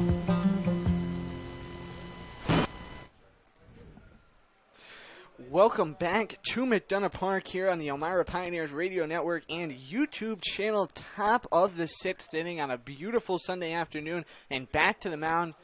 John, are you surprised the Red Wings are sticking with Andrew Matthews? Oh, well, they're trying to get 6 innings out of him. I'm not too surprised about that. As I said, you'd want to ideally get 4, 5, 6 innings out of your starter and not have to tax that bullpen. I know, Colby, you were definitely surprised, as I think in the last half inning you said that was probably the end of his day, but looks like he's going to be back out here for one more. Well, and it's not going to be an easy task for him facing 4 or 5 hits. You got Cam Hill, and man, always comes up there with that gold chain on. Stepping up left-hand side, struck out and grounded out 1-3 his first 2 times up, and looking to spark this Pioneers offense, something that none of these guys have been able to do since that first inning. You've had a couple of guys reach, a couple of guys stranded, as the Pioneers have left 5 on in this ballgame so far. Comes set, firing it in there. Just off the heart of the zone, called strike, no balls, 1 strike. Speaking of something no other Pioneer has done, he's the only one to go yard here so far this season as well. That was a couple days back in Jamestown. No balls, 1 strike. In there. Bouncer towards second base. Picked up on the run by Good. Fired right into the glove of Hastings. And Cam Hill sent down 4-3 to start the 6th inning. That's going to bring up Chris Erickson, who's playing extra hitter tonight. And, well, certainly deserves it after really having to play center fielder for the most part in the early season here. He's had to do a lot of running and certainly deserves a night off from the outfield. Well, originally started in that lineup to play left field, but pulled out of there, as you said, give his legs a bit of a rest. Can do his due diligence at the plate, though, but gets a strike called against him here. Matthews really settled in since that first inning. He's been impressive out there for the Red Wings this afternoon. Nothing in one pitch. Erickson shot out towards center field, and corralling in the glove, making the play is Bernstein for the out. Well, success there again. He reached on an error his first time up back in the first, and now he's got a single to his credit here in the top of the sixth, as Bobby Marsh makes his third appearance at the plate for a Pioneer. Home one out here. Erickson at first. Marsh kicking the dirt around there up in the batter's box. That sun still shining bright here for the sixth inning. Beautiful on the Sunday afternoon baseball. Called strike on the outer edge there. Another late strike call. As I said, very deliberate as he makes his way through the batting orders. I've seen this umpire a couple of times already. Certainly entertaining to watch down there. No balls, one strike, one out. Runner at first base. Matthews. That's going to be a strike, so we won't get that much away to Tioga Down showdown. It's going to be no balls, two strikes. I was ready for that one, too. Quick look down there to first. Now looking home. Not much of a lead for Erickson, which is unusual. Now dancing towards second base and missing upstairs and away. One ball, two strikes. Erickson has shown his speed on the base paths over this course of the first few games of the season. A little surprised you're not seeing more of a lead out of him. And I know I said he needed to get a rest into his legs, but you take a big part of his game when you take that away. Marsh roller down the first baseline, took an odd skip and hitting a foul ground. Wind really having died down here at McDonough Park for the first couple innings. It was raging. You had that nice breeze coming in here to the press box area, but since then that's kind of died down. The flag's still in center field, and got some fans still sticking around here late in this ball game on a Sunday afternoon. Not much of a big crowd here at McDonough Park this afternoon. Certainly nothing like Dunn Field last night. It was hopping. If you haven't seen a game at historic Dunn Field this season, tickets are still available, and quite a few games left here in June. 734-2690. Make sure you book your stop at historic Dunn Field. Well, and Marsh fouling that one away, and you'll have another chance on Thursday when the Pioneers host the Jamestown Tarpsguns. That's the next home game. So after seeing them and getting a win, Marsh going to send this one out towards second base. Picked up, fired to short, throwback to first, into the glove of Hastings in time for the out. Good to Myers to Hastings, retires the Pioneers in this top half of the sixth inning, getting Erickson out after that leadoff single. We head to the bottom sixth here on YouTube in Mitchler. 3-3 our score.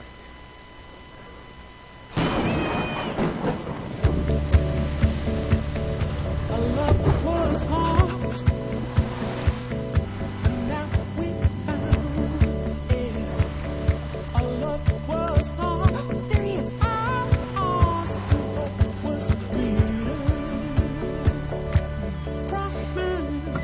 Everything you need when you need it most. Introducing the Toyota Venza with standard all-wheel drive.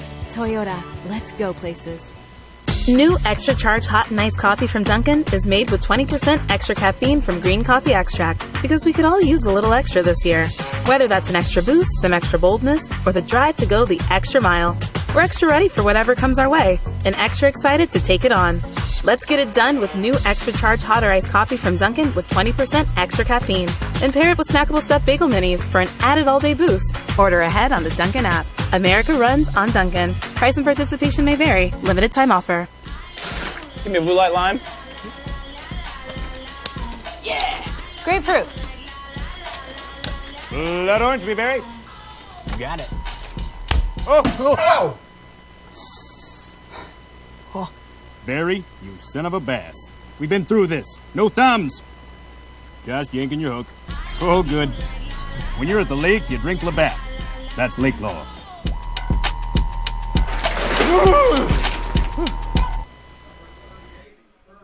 Lake Law to drink Labatt. There we go.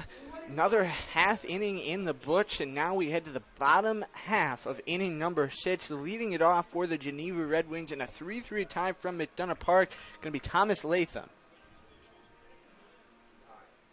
Thomas Latham reached twice so far in this game. A walk back in the first, reached on a fielder's choice in the third. So loves those odd half innings at the plate. So he's going to look to get this Red Wings offense sparked against Carson Hobbs working his third inning.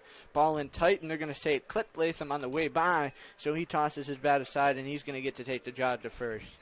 I just want to make a quick correction that we will be back at home on Tuesday against the Batavia Muck Dogs as well. Make sure you stop on down, 734-2690. Once again, chance to see your Elmira Pioneers at home. Don't forget that's Tuesday. Tuesday against the Batavia Muck Dogs at 7:05. But there is another home game Thursday against Jamestown, too. So you got 2 chances throughout the course of this week. And all next weekend, too. That'll be some fun. Lots of home games on the horizon.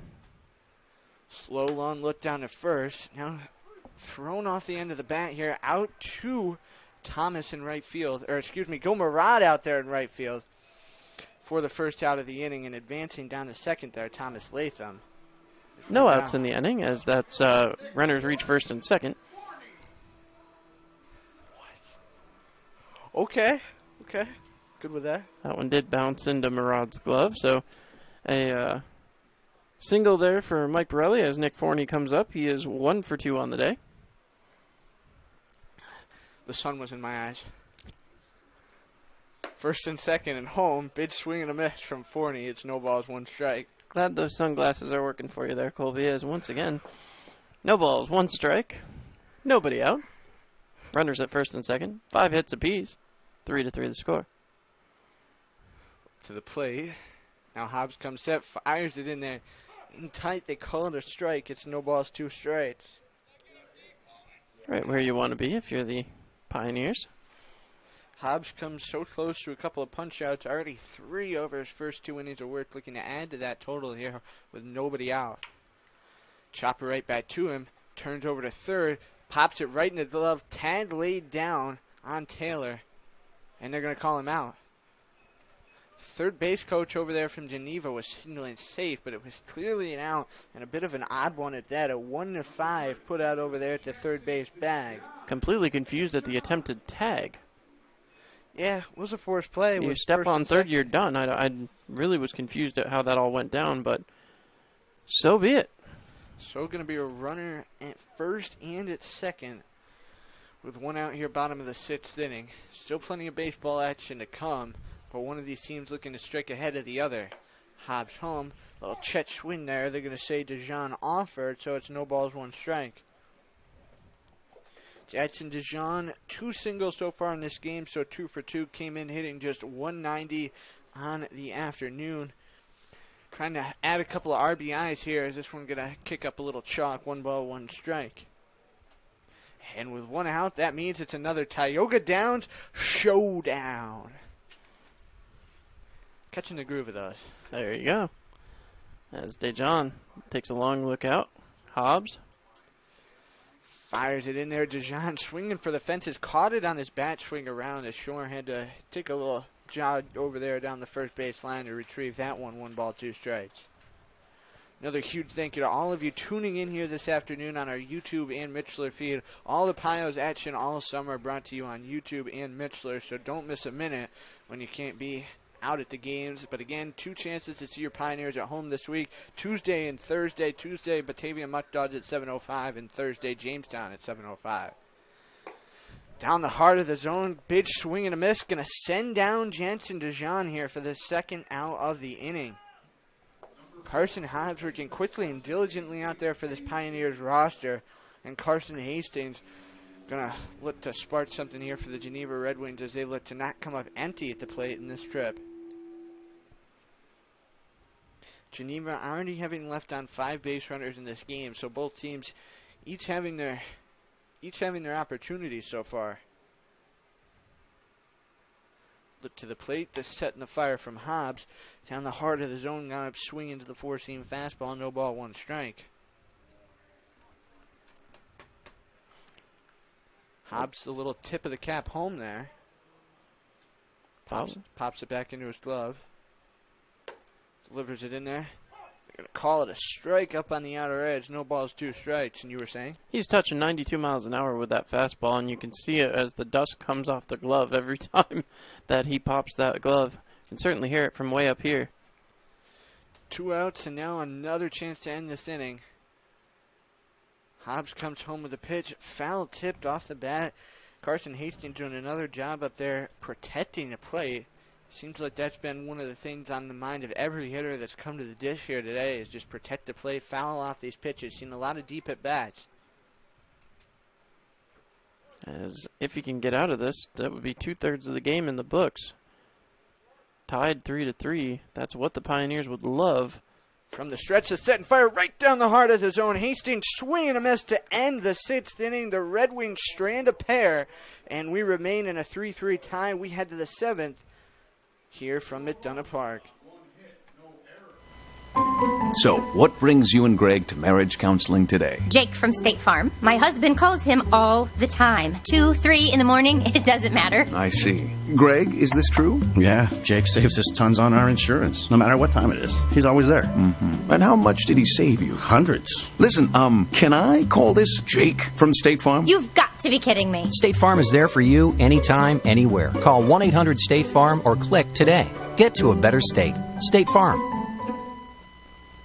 Hi, this is Marion Decker, and at the Decker Agency, we've got over 34 years experience in helping our clients get the best insurance coverage possible. We're local and we're trusted. We've built our business on the idea that customers should be treated like family. At the Decker Agency, we offer free quotes and consultations. Our clients can build their coverages to best suit their needs and budget. Please stop into our office at 416 East 14th Street in Elmira Heights or call us at 607-734-1100 to schedule your free consultation today. And like the Marion M. Decker Agency, LLC on Facebook. At the Decker Agency, we help you protect what matters most. Well, we are back for the top of the 7th, and I just have to admit it. I'm surprised here. Matthews back out here for the top of the 7th inning. You wonder, if you're a Geneva fan listening in, this might be going to the well one too many times, Colby, as we take a look here at the pitcher returning out there to the mound for his 7th straight inning. Well, and you can't tell me this Geneva Red Wings bullpen is short. You look out there down the right field line, you see all those bodies too, don't you? Oh, for sure. As Emilien Pitre comes up, Pitre tonight, he has a single with 2 RBIs. He's flown out to the left fielder, and now he gets another chance here in the top of the 7th inning as the Pioneers are in need of a run. At least one to cut themselves back on top. The pitch for Matthews, cut on, drilled out there towards the gap, and the first baseman will jump on top of it, throws it from the seat of his pants, and gets the out. That is impressive. The seat of his pants, that was a very specific description. It was good. What would you call it? well, I mean, I would call it more the hip angle, but either way, seat of the pants, because I guess that is where it is. Okay. It is. As Thomas, the left fielder here tonight, flown out to the left fielder and popped out to the catcher. See if he can get something started here for the Pioneers. The pitch from Matthews, high and outside, 1 ball, no strikes. The line score is almost, well, eerily similar, 3-3, 5-5 in hits. The errors only sitting at the 1-0 point. That one came to Geneva back in the top of the first as ball 2 is called here. Aaron Thomas to be followed by Justin Taylor. If anyone gets on, Gil Murad will get up. Guy who's gone 0 for 2 so far today. As that one's in there for ball 3, 3-0. Hasn't seen many pitches too far today either. 5 total pitches between the 2 at-bats. A line out to left field and a pop out to the catcher, and Dijon, the only 2 outs. I was going to say he's 2 away from doubling that here in his 3rd at-bat. As the pitch taken for a strike, 3-1. So the next pitch will literally double the pitch count he's seen tonight from the man on the mound, Matthews, who, again, no one working in that pen. The pitch, cut on, drilled down the left field line. That's going to be fair, and rounding first, heading for second, Thomas is in there with a stand-up double. So that's what the Pioneers needed to start off this inning, as that's going to bring up Justin Taylor. Well, you said maybe the Geneva Red Wings were going to the well one too many times here, and it seems like they've done just that as you get the walkout here from their pitching coach. to have a little talk with him to settle him down. They are going to take the ball right from him. Looks like somebody coming in from the bullpen, trying to get a read on the number. Hopefully he'll turn around quickly because there's no way I can miss that number. It looks like it might be 19 as he comes out. Yeah, I'm going to go with 19 on that one there, Colby. Okay. See if you got that stat information for us as we look at the pitcher's stat line. Well, 6 1/3 innings pitched. They certainly won't be unhappy about that. Did give up 6 hits, 3 runs, still on the hook for the one standing out there as the Pioneers. Ben Levine. Now we'll see Ben Levine out of Montclair State. So the lefty, 6'3", 210 junior, going to take over things here for the Geneva Red Wings. 1-1 already on the season, so a couple of decisions to his name. 415 earned run average in 4 1/3 innings pitched. Last worked at Elmira, as a matter of fact. I was just going to say that loss was courtesy of the Pioneers, as I almost slipped and said Enforcers there. It'll be hockey season right around the bump. You got the Junior Enforcers set to start in late September, and then, of course, the Elmira Enforcers set to start when the FPHL season kicks off. I believe that's going to be somewhere around that last weekend of October, as it usually is. A 7 strikeout performance from Andrew Matthews, so huge night for him as Ben Levine comes in.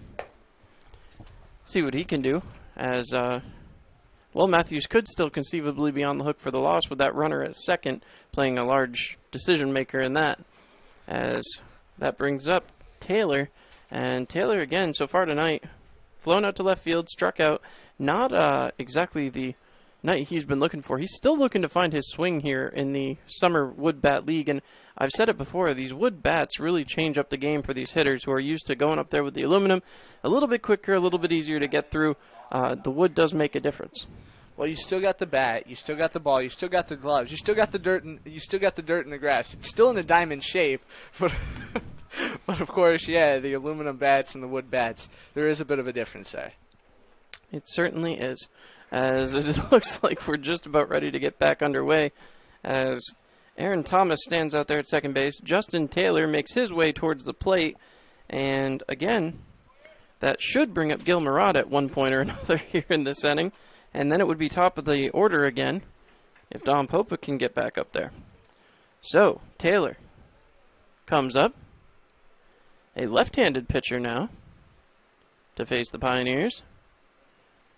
3-3, top of the 7th inning. 1 out. As Levine gets set, checks on the runner back there at second. A little hop from Thomas. Haven't seen him take too many bags here, as that's in there for 1 ball, no strikes. As now again, Taylor taking a look. Lefty on lefty here at the dish.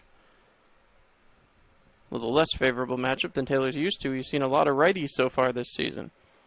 As the pitch taken inside, but not inside enough. 1 ball, 1 strike, 1 out. A Tioga Down showdown. So, right back to it goes Levine. Levine gets set. Checks on the runner again. Again, not a huge lead out of Taylor back there as the pitch is thrown. Taken low, 2 balls, 1 strike. 2-1 the count now.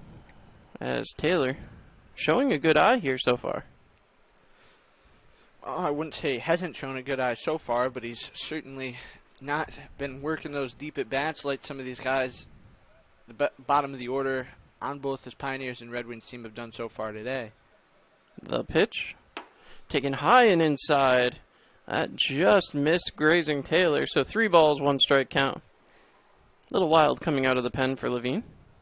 Well, and good thing that didn't hit him. That was a blazing fastball. As now, Taylor taking a look. He does have that arm guard on, and you're seeing that more and more throughout the major leagues even. Guys really wearing more of that protective equipment. That pitch is in there for ball 4.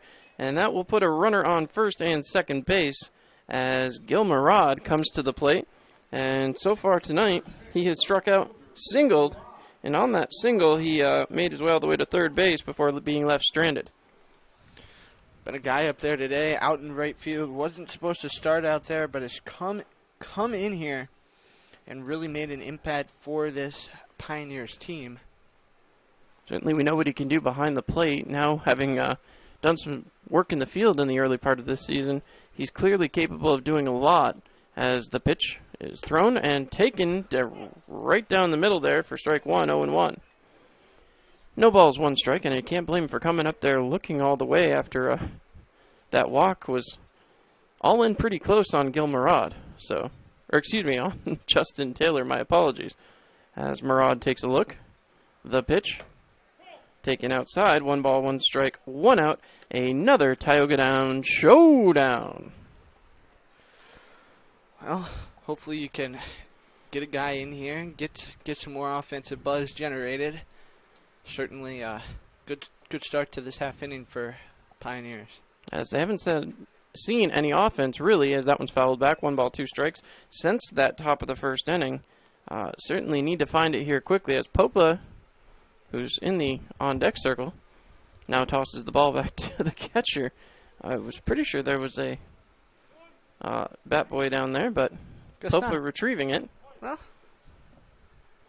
So, see what Levine can do here as he comes back set, checking on the runner back at second. Again, very little movement out there at second base. The pitch off the outside corner, 2 balls, 2 strikes.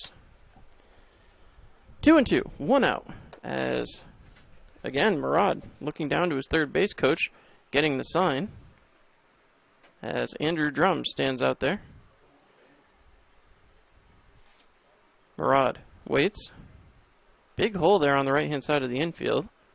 As the pitch is thrown, cut on by Murad. That one will get down and get past the right fielder, wrapping around third, headed for home. Wrapping around third again, a second run, heading for the plate. We'll see if he can get there.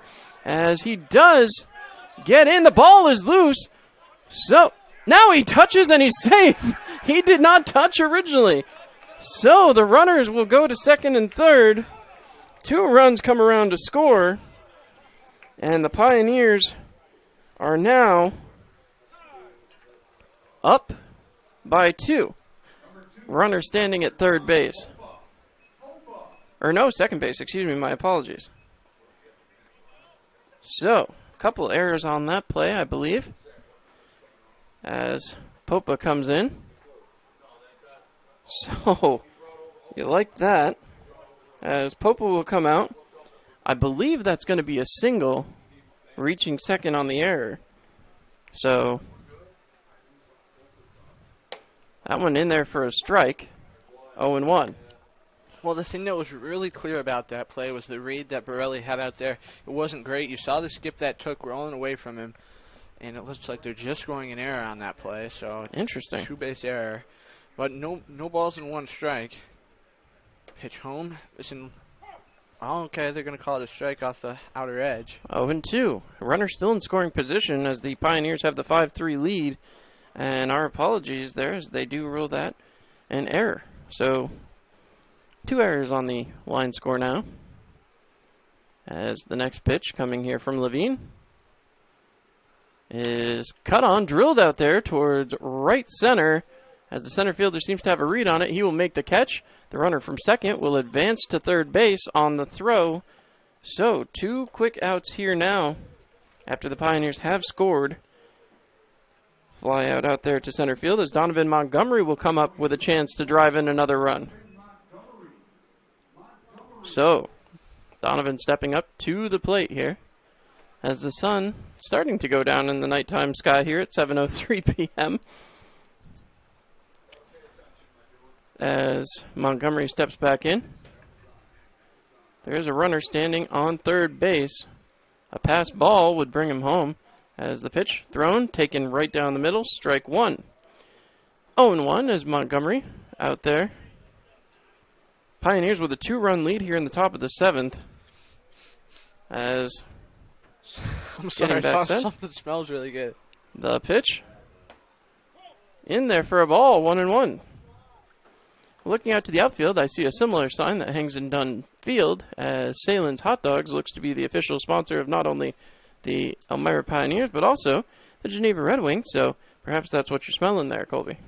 Could be. The pitch taken high and outside, 2 balls, 1 strike. Don't forget to hang with us in the 7th inning stretch. We'll have some thank yous to send out. As, again, 2 ball, 1 strike count. 2-1, 2 outs, 5-3 lead for the Elmira Pioneers. The pitch. Cut on and fouled away. 2 balls, 2 strikes, 2 outs. Another Tioga Down showdown. As feeling that lotto machine today. Certainly are. So Levine trying to keep this game right where it is. As Donovan Montgomery needs something to get down and get in play to drive in a run. Cut on, fouled off of his own leg. So 2 ball, 2 strike, 2 out count one more time. 2-run lead for the Elmira Pioneers gotten here. As of right now, the loss would go to the starting pitcher, as Matthews was liable for that first runner to cross home plate. Well, like you said, you go to the well one too many times, sometimes it proves costly. As that's outside, 3 balls, 2 strikes, so we're going to get ourselves a payoff pitch. Payoff pitch, okay. We will. Heard that one a lot back in Batavia, so it's in my mind now. We're going to do that one. Getting back set, 3 balls, 2 strike count. And the payoff. Cut on. Fouled away. As that one got back to the plate. A little bit of a foul ball there, but yeah, it just skimmed it off the edge of the bat, the outer edge. So another payoff pitch coming. It will be. As now, we like it. The balls and strikes are juiced, as I just heard that back in the 5th inning. So now we'll see what pitch Levine goes with here. The delivery, cut on and missed, and that'll be strike 3. So a runner will be stranded at third. That will do it for the top of the 7th. Ladies and gentlemen, get up and stretch at home as the Pioneers will have themselves the lead when we go to the bottom of the 7th. Before we take our break, of course, want to remind everybody a huge thank you to all of our amazing fans, those season ticket holders. We couldn't do it without you, and of course, our fantastic sponsors, AJ's, Arca Chemung, Arnett Health, Bill's Bullpen, Blaze Brockway Contracting, Buckley's, Chemung Canal, Dr. Dozak's, Elm Chevy, Elmira Heat Treating, Easy Budget, Farrell Gas, First Transit, GTP, Hardin, Hilliard, IBM, J. Schultz Massage, Junior Enforcers. Jubilee Gotta Foods. get fired up for the Junior Enforcers. Jubilee Foods, Just in Time, M&T Bank, Marion Decker, Morrison's, NYSCO, PBA, Rodney Strange, Ryan's Distributing, Salins, Save-A-Lot, Seneca Beverage, Shedden's Wholesale, Simmons and Rockwell, Skyworks, Solutions, FCU, Southern Tier Custom Fab, Suburban Propane, Texas Roadhouse, Tom South Corning Collision, Vasco Brands, Weiss Markets, Wilbur Auto Sales, and XGen Pharmaceuticals. Thank you so much for helping us get through this season. We'll be back here on Mixler.com.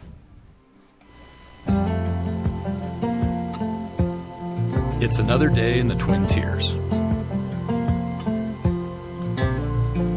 And for most of us, it's just another day on the job. Taking care of our neighbors,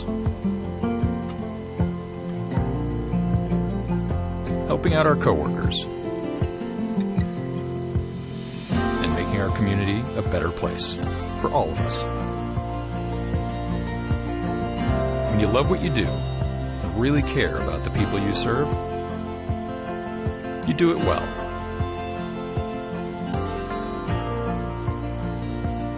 It's not for the glory, some big award, or even a pat on the back. It's just knowing that we can count on each other.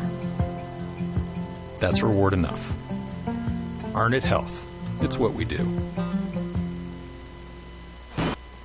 Alright, and with that, we are back here live as the throwdown happens. And one more inning out here for Carson Hobbs as he heads out. First man out, Brady Slinger, who has reached on a fielder's choice and struck out. So 0 for 2 so far on the evening. Well, and a reminder for all of you out there, you can like the Elmira Junior Enforcers on Facebook, follow us on Twitter at Junior Enforcers, or give us a like and follow on Instagram at Elmira Junior Enforcers. Season right around the corner. I already made a couple of signings, so get on there and check out those signing press releases and videos. As the wind and the pitch. Taken outside for ball 1. And again, congratulations to our own Colby Smith, recently named the broadcaster director of media relations for those Junior Enforcers. So hopefully you'll all tune in and catch Colby in action this winter. As once again, a 1-0 count here for the Pioneers. The pitch cut on, drilled out there towards left. Play is... He made it. I thought he made it, but he throws it back in. Apparently they're going to say he trapped it there, so that will be a hit, and a runner will go to first base. So not what the Pioneers were hoping for there to start off a inning after gaining a 2-run lead as Dylan McKenzie comes up. He hit into a 4-6-3 double play and struck out swinging in his 2 at-bats here tonight. Runner stands on first. Wouldn't mind seeing another little dribbler out there to second base. As that'll be a bunt. That'll be laid down into foul territory and unable to make the leaping grab. I do like the effort there from Ben Shore, but just unable to come up with it. He was like a cheetah or a lemur. What?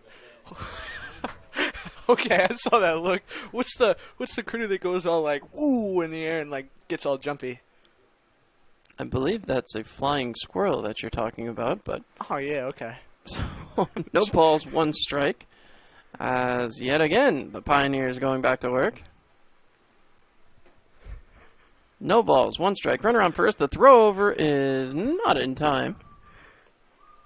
That's one of those plays where you look at, like, Major League or one of those, fake that the ball gets by you, hold on to it, and, you know, have some fun with the runner.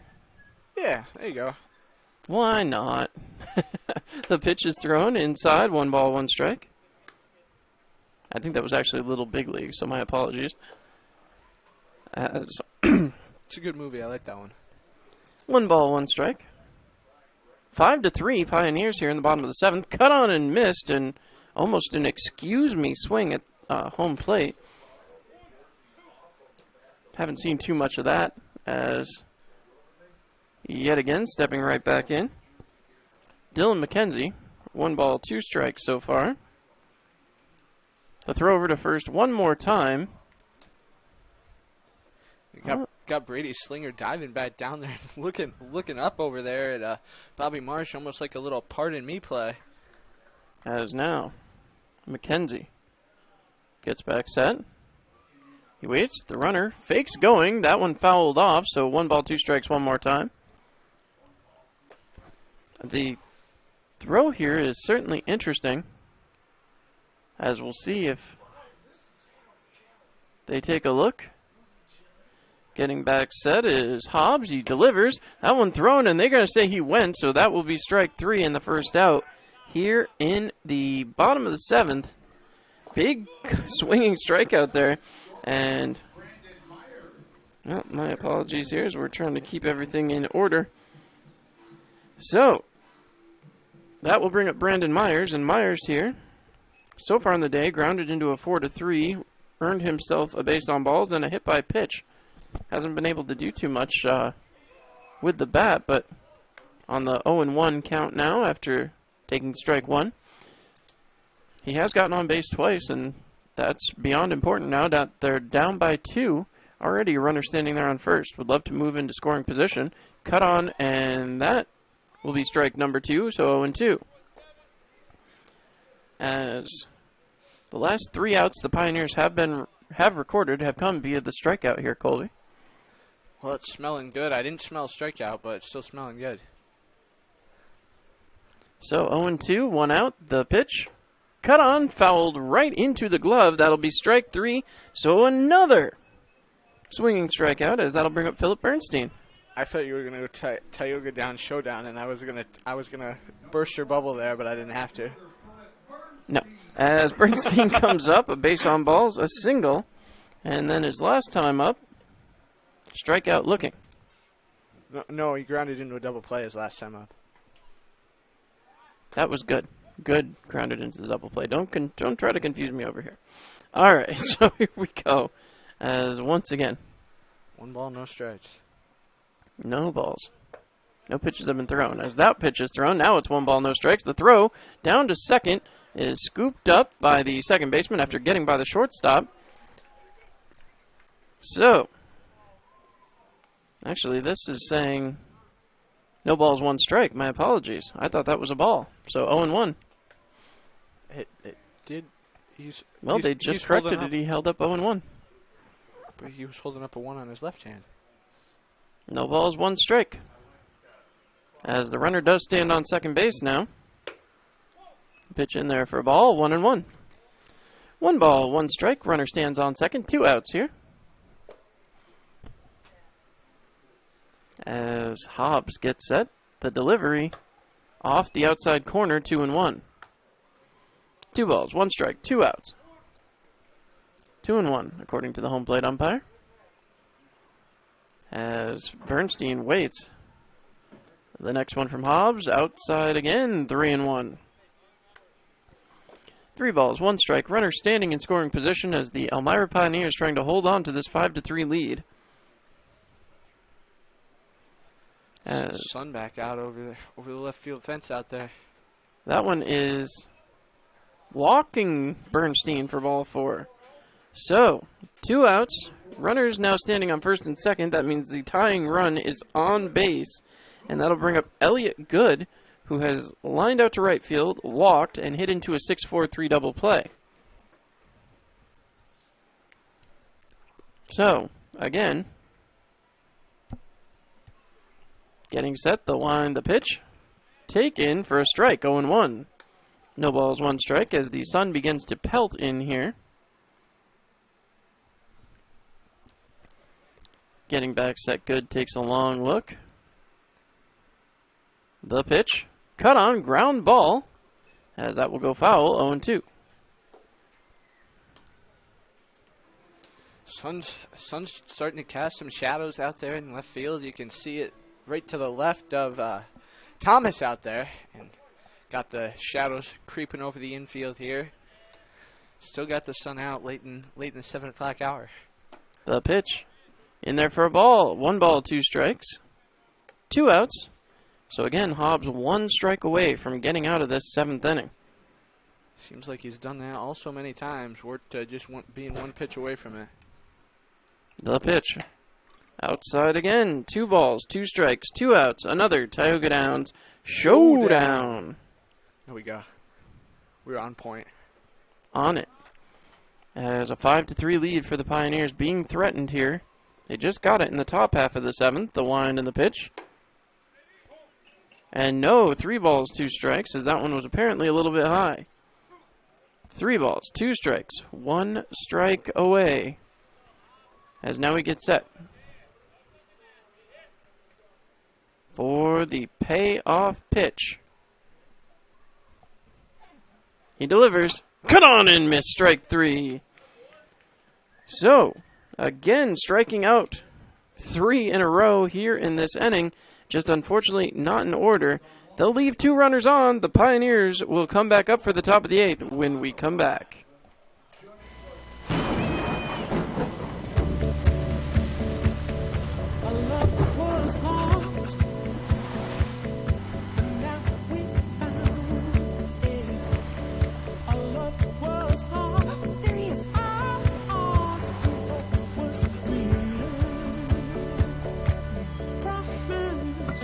Everything you need when you need it most. Introducing the Toyota Venza with standard all-wheel drive. Toyota, let's go places. New Extra Charge Hot and Iced Coffee from Dunkin' is made with 20% extra caffeine from green coffee extract, because we could all use a little extra this year. Whether that's an extra boost, some extra boldness, or the drive to go the extra mile, we're extra ready for whatever comes our way and extra excited to take it on. Let's get it done with new Extra Charge Hot or Iced Coffee from Dunkin' with 20% extra caffeine. And pair it with snackable stuffed bagel minis for an added all-day boost. Order ahead on the Dunkin' app. America runs on Dunkin'. Price and participation may vary. Limited time offer. Give me a blue light lime. Yeah. Grapefruit. Blood orange, me berry. Got it. Oh! Barry, you son of a bass. We've been through this. No thumbs.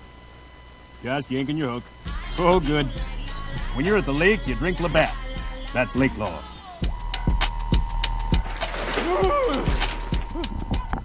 All right, so another new pitcher out here on the mound as Nick Fletcher makes his way in. So a short night for Ben Levine, who does give up a run. Unfortunately, the first run will be credited to Andrew Matthews, so he's still on the hook here as Fletcher comes into the game. And again, only 2/3 of an inning pitched by Levine. Well, the line on Nick Fletcher entering tonight is 6'10", 210 right-hander, 1-0 with a 6 earned run average in 3 games pitched already. Pitched 3 total innings, walked 3, struck out just 1, giving up 2 hits. Pitched back-to-back nights, Thursday and Friday at Elmira and at Batavia. Worked just 1/3 of an inning, allowing a hit in that game against the Pioneers on Thursday. So going to be looking to right the ship in his second outing this season against Elmira. As Ben Shore will lead things off when he comes to the plate. Not a wonderful night for Shore, as he's singled and come around to score, but then struck out swinging twice. So trying to avoid the golden sombrero out here. As Colby's got nothing to add to that. Beautiful. And that's what makes you the best color guy in the biz there, Colby, as once again coming back set. Shore stepping back in. He'll be followed by Cam Hill and Chris Erickson. Now that I'm done choking on peanut butter while you're over here making fun of me. As here we go again, the Pioneers back up in the top of the 8th inning. 6 defensive outs away from a victory. As getting set, first pitch from Fletcher. Cut on, drilled out there. That is going to get back and will be caught. So, I couldn't see. The sun was shining right in my eyes over here. And sunglasses, they do have some good words out here, even after 7 o'clock. Sure they do. As that was a fly out again to the left fielder as Cam Hill will step in. And now, a lefty on righty matchup for Hill. Certainly more favorable for the left-handed batter as the pitch. Cut on and missed as Hill got just a little bit ahead of that one. No balls, 1 strike. 1 out so far here in the top of the 8th. This is the problem, though. The Pioneers, when they get a lead, tend to go into this almost cruise control mode, as they don't seem to be as worried about the offense. 1 ball, 1 strike, 1 out. Another Tioga Down showdown as Hill steps right back up. 5-3 the score. The pitch taken low. 2 balls, 1 strike. That probably has something to do with why they've seen a lot of comebacks as the early season has wore on here. Very true. Very true. 2 balls, 1 strike. No errors on the Pioneers line score, which is surprising. They've had some issues with errors early this season as that one's hammered up the middle, and Cam Hill is going to see that ball stay right there behind second. It didn't roll too far. Unfortunately, he will land on first base, so a single for Cam Hill as Chris Erickson will step up to the plate. He has reached on an error, grounded 6-3, and then made himself a single before ground ball double play from Bobby Marsh ended the 6th inning for the Elmira Pioneers offense.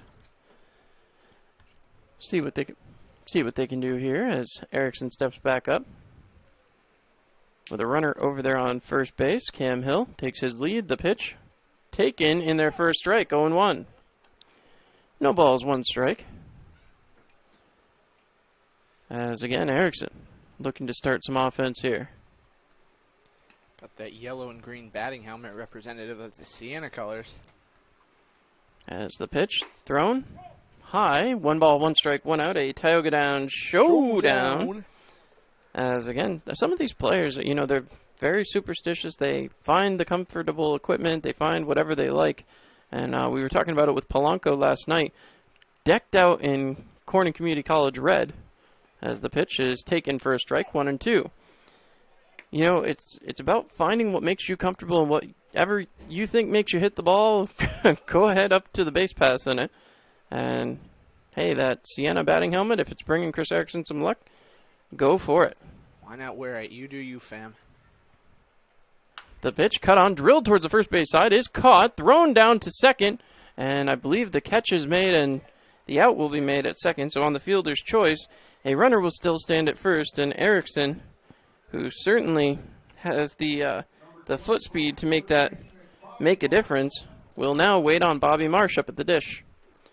So Marsh in his Pioneers debut was hit by a pitch, walked, Grounded into a 4-6-3 double play. And now we'll see what he can do here. So he's really 0 for 1 on the night. Well, it'd be nice if he could cash in. He's done just about everything except get a hit so far. Pretty much. As he faces off with Fletcher, the pitch bounced up. That one gets around. Erickson will get to second, no problem. That'll get into the outfield, and Erickson will go to third. Showing off those legs again. Got that very muscular build. As Erickson comes all the way around, he certainly is capable of stealing a base all on his own, but the pass ball helped him out as they marked that the third error of the night for the Geneva Red Wings. He's also very athletic. He can move around the base paths well. As Erickson, again, having some success here tonight, as he gets all the way over to third base on the errant throw. And now Bobby Marsh has a chance to be a hero here and drive in another insurance run. Cut on. That ball will be hit deep into center field and gets off the wall. So Marsh will go to second base, driving in the run, and that will make it a 6-3 game for the Pioneers. Well, you said it yourself, John. Had a chance to be a hero. And a reminder, fans, Bobby Marsh coming up clutch here as the superhero. It's superhero night on Tuesday against Batavia at 7:05. You're not going to want to miss coming out for that one. Certainly are not, as Bobby Marsh heads in with the double and an RBI, and that's going to bring up Emmeline Petre. It certainly will be a super fun time. Make sure to get on down to historic Dunn Field this week. I'm a big Aquaman fan. Superman's good too. The pitch. Inside, 1 ball, no strikes. Don't forget about the hold, though. We'll go with Deadpool, too. And as once again, 1 ball, no strikes. As Spider-Man. Don't forget Spider-Man. The pitch. Taken for a strike. 1 ball, 1 strike. If we're just going to name them all, then throw in Batman, Wonder Woman, and every other one that came out there. So next one pitch here with 2 outs. Runner standing on second. Again, a runner in scoring position as Emmeline Petre. Looking to help out this Pioneers lead. 6-3 right now here in the top of the 8th inning. The wind and the pitch. Taken for a ball. 2-1. Petre, again, a late joiner to the team. Has gotten some plate appearances and really starting to work some counts, but really the magic for him has been in the field so far. He has been spectacular out there wherever coach puts him, as that one is in there again, high and outside, 3-1. Just got me thinking of that song, you know, the hip-hop one about magic. It's good. It's good. As again, the Pioneers trying to work things out here. 3 ball, 1 count. 1 strike count, excuse me. The pitch. Taken for ball 4, and Petre will earn himself a free pass down to first. So with 2 outs, Pioneers continue to get opportunities as Aaron Thomas, 1 for 3 on the day, flew out to left, popped out to the catcher, had a double and came around to score. That was just an inning ago. That was a good time. Last inning was a good time. Last inning was certainly fun, as that double is what took the starter out of the game, as that's in there for a strike, 0-1. A lot of success for the Pioneers here in the last couple of days as a bullpen reliever starts to work down there to our right-hand side. Throwing money already. The pitch. Taken high, 1 ball, 1 strike. 1-1 the count. As nobody up down in the Pios bullpen. Hobbs has come in and he's been asked to do a lot of work, and so far so good. As once again getting back set, the pitch. That one bounces past. That's going to move the runners on to second and third, as Fletcher having some trouble here. So the runners advance on ball 2. 2 balls, 1 strike, 2 outs. As the Pioneers certainly love to cash in again here. As the clouds get in the way, that should dampen the sun a little bit for us up here in the booth. The pitch cut on and missed by Thomas. 2 balls, 2 strikes, 2 outs. Another Tioga Down showdown. As we'll see if the Pioneers can cash in one more time. Thomas taking the look. He waits. The pitch taken low. 3-2. 3 balls, 2 strikes, 2 outs. As it's another attempt full here. Count. Full count. Payoff pitch. Everything's juiced. Well, jacked up at 3-2. Jacked up at 3-2. You've heard some new ones tonight, I think. Picking out some fun stuff here. The payoff pitch. In there for strike 3, and Thomas doesn't like it, but that'll end the inning as we head for the bottom of the 8th. Want to remind you to stay with us as we come back. The Pioneers with a 6-3 lead. See if they can finish it off. 6 defensive outs away from victory.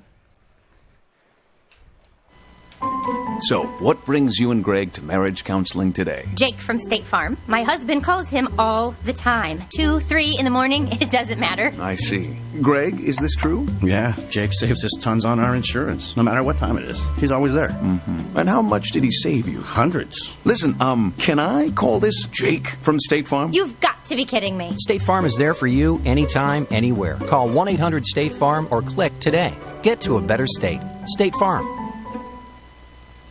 Hi, this is Marion Decker, and at the Decker Agency, we've got over 34 years experience in helping our clients get the best insurance coverage possible. We're local and we're trusted. We've built our business on the idea that customers should be treated like family. At the Decker Agency, we offer free quotes and consultations. Our clients can build their coverages to best suit their needs and budget. Please stop into our office at 416 East 14th Street in Elmira Heights or call us at 607-734-1100 to schedule your free consultation today. And like the Marion M. Decker Agency, LLC on Facebook. At the Decker Agency, we help you protect what matters most. All right, and the Pioneers will actually go to another new pitcher as Andrew LaCour, the UC Davis prospect, heads out onto the mound. His first appearance in a Pioneers uniform. He's a 6'0", 180-pound lefty, and he pitched 15 innings this season, allowing just 9 hits while striking out 18. During the season at UC Davis, he recorded a save during the season and was very effective out of the bullpen. As the Pioneers seek help on the mound, Andrew's going to be a huge addition throughout this summer. Certainly will be. 4 innings pitched for Carson Hobbs, 3 hits, no runs, so not a bad line on his night as LaCour comes into the game. You'll certainly take that every time you come in. I like his glasses. They look sharp out there. I'll tell you, the Pioneers have had some success with pitchers out of UC Davis. They had one just a couple of years ago, back in 2019, that seemed to work to their advantage a little bit, as he was not only able to do some pitching, but some hitting as well, as we reflect back, walking down that memory lane. Beautiful memory lane from 2 seasons ago where the Pioneers had a very good team, just weren't able to get by. Well, actually, to be perfectly honest, this building right here, it has been a source of uncomfortability over the last couple seasons. Geneva has taken the Pioneers to task as they have attempted to reach further and further into the playoffs, and the Pioneers have just been denied every single time by a very, very talented Geneva Red Wings team as, again, they get set and their first look here at the newest member out of UC Davis as,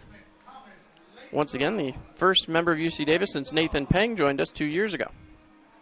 Nathan Peng was a good guy. Really liked him. Certainly was. Had a lot of talent. Certainly very personable, too. I know all the fans were friendly with Nathan as we come up here, 6-3 lead, looking for a stop as the Pioneers have that 3-run lead here in the bottom of the 8th inning. First pitch to Latham, cut on, drilled back up the middle, shortstop hustling over, not going to get there. Latham going to get right on base, so they waste no time with the new pitcher here in the bottom of the 8th inning as they put up a hit. Well, you saw it right there. Montgomery covered a lot of ground on that one. He was about 3/4 over the way to third on the left side of the infield, even though I'm talking with my hands here and nobody except you can see what I'm talking about. But he was about 3/4 of the way over to third and ran all that way back just off to the left of the second base side, but just couldn't get there quite in time. It was like the nick of a second. As now Borelli will head up to the plate. Coming back set. The pitch. Bounced up there, 1-0. 1 ball, no strikes. For all of you out there haven't figured it out yet, I'm that guy sitting next to you on your couch that you don't know whether he's crazy or funny. So it's about what John has to deal with every night. As now again, a ball and a strike, nobody out. Or it could be both. Could be. As LaCour goes back, he winds and delivers. Cut on and fouled, back and out of play. As that gets in the parking lot, we remind you to make the right decision. Insist on Gerber collision and auto glass. As some pretty cars going by as I was looking for that ball back there. 1-1 the count. Nobody out here in the bottom of the 8th inning. Pioneers holding on to a 3-run lead. Low and outside, 2-1. So, 2-1 count as a left-handed pitcher, of course, has the presence of that man at first, certainly glaring in the eye, much like when a right-hander has a runner on third. Although first base a little more prevalent. That one got away from the catcher. They do say ball 3. 3-1 count here. As it's getting a little dark, we'll see if the lights come on here at McDonough Park or not. Oh no. 3-1. As back again. The wind, the pitch. Taken down the middle, strike 2, 3-2. And it's as though the batter already knew that before the elongated call was made. No, it's not possible, but I've always thought about that, like an all-dark game of some sort. It'd be kind of fun. Almost like laser tag, but there you got the lasers. It's just completely different, though. It's baseball. I guess if you could make the ball glow, as that one's drilled towards the shortstop. A tough play, knocked into the outfield, as couldn't quite make the play. Donovan Montgomery had that one eat him up. So with no outs, now 2 runners on, and that means the tying run will come to the plate. There's somebody working on motion down in the Pioneers bullpen, but they're not warming. So hopefully LaCour can come right back. Rough start to his outing here, as 2 quick hits laid. As coming up is Nick Forney. Forney has a double. He popped out to the catcher, and he reached on a fielder's choice. So, the wind and the pitch. Taken inside. 1 ball, no strikes. LaCour has been getting the ground balls, but they've just been getting through the defensive posturing of the Pioneers. Coming back set. LaCour checks the runner. He winds and delivers. Cut on and missed. 1 ball, 1 strike. You can see on your screen if you're watching along on YouTube, you got Petrie over there playing, I don't know, 15, 20 feet, give or take or so, off that second base bag on the right side of the infield. You got Montgomery stationed between 1/4 and 1/2 of the way on the left side. So you got that big gap right up the middle there.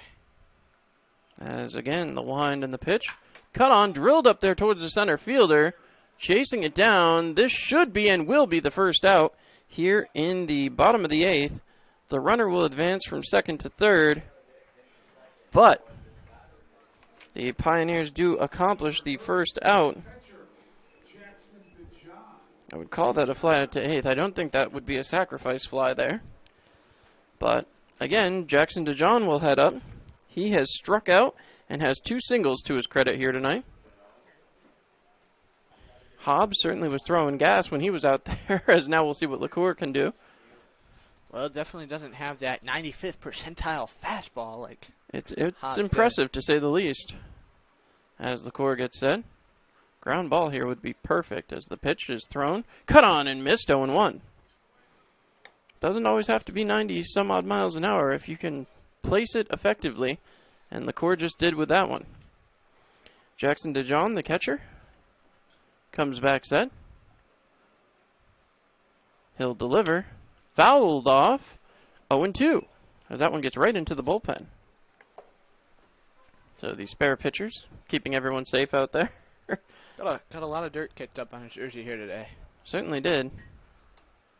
As 0-2 the count, 1 out. This would be a huge out for LaCour if he can get it. Checks on the runner at first. He winds and delivers. Cut on, drilled out there towards left. And that is going to get down in between the center fielder and the left fielder. Hustled back in towards third. The throw not going to be in time. So runners will stand at the corners and the gap will be lessened by 1. Solid hit from Jackson DeJohn. Well, it makes that RBI hit in the top half of the inning by Bobby Marsh even more prevalent, as stretching that lead out to 3 as it's now back to just 2, which is where it was before that. As now Carson Hastings comes up. Tying run now stands at first base. So the Pioneers need an out here. And again, nobody working in the Pios pen, so it's LaCour's inning. Bottom of the 8th. 1 out. LaCour checks. He'll deliver. Right in there for a strike, 0-1. No balls, 1 strike, 1 out. As the Pioneers struggling here a little bit in the bottom of the 8th inning. The set, pitch, high and above the head. So 1 ball, 1 strike, 1 out. A Tioga Down showdown. Darn, I didn't jump on the board. Jump on board with that one. All good, as it gets a little cloudy up here in Geneva. The sun going back behind him as LaCour gets set. Don't forget to stay with us after the 8th inning. We'll check the out-of-town scoreboard again as that one fouled back. 1 ball, 2 strikes. 1-2 count here as Hastings, the number 8, has walked, reached on a fielder's choice, struck out tonight. So, 1 for 3. 0 for 2 actually with the walk. My apologies. The pitch, cut on, fouled down the first base line, and that will keep the count at 1-2. Quick throw back over to LaCour as the first base coach, certainly with the hot hands down there. Give that dude a contract. Well, the score right now 6-4. Each side scoring a run so far here in the 8th inning. The Pioneers would like to limit that. As again, LaCour comes set. He delivers. Taken outside, 2-2. 2 balls, 2 strikes. LaCour getting back set. Again, he's got the runner at first in his vision. His first appearance here for the Pioneers this summer as LaCour delivers, cut on and fouled away again. So just looking for something deceptive that can beat this batter. Going to be pitch number 7 of this at bat coming up. 2-2. Still 1 out. As LaCour gets set. He checks the runners. Has his sign. Delivers to home. That one again high and tight. 3-2. Staying alive.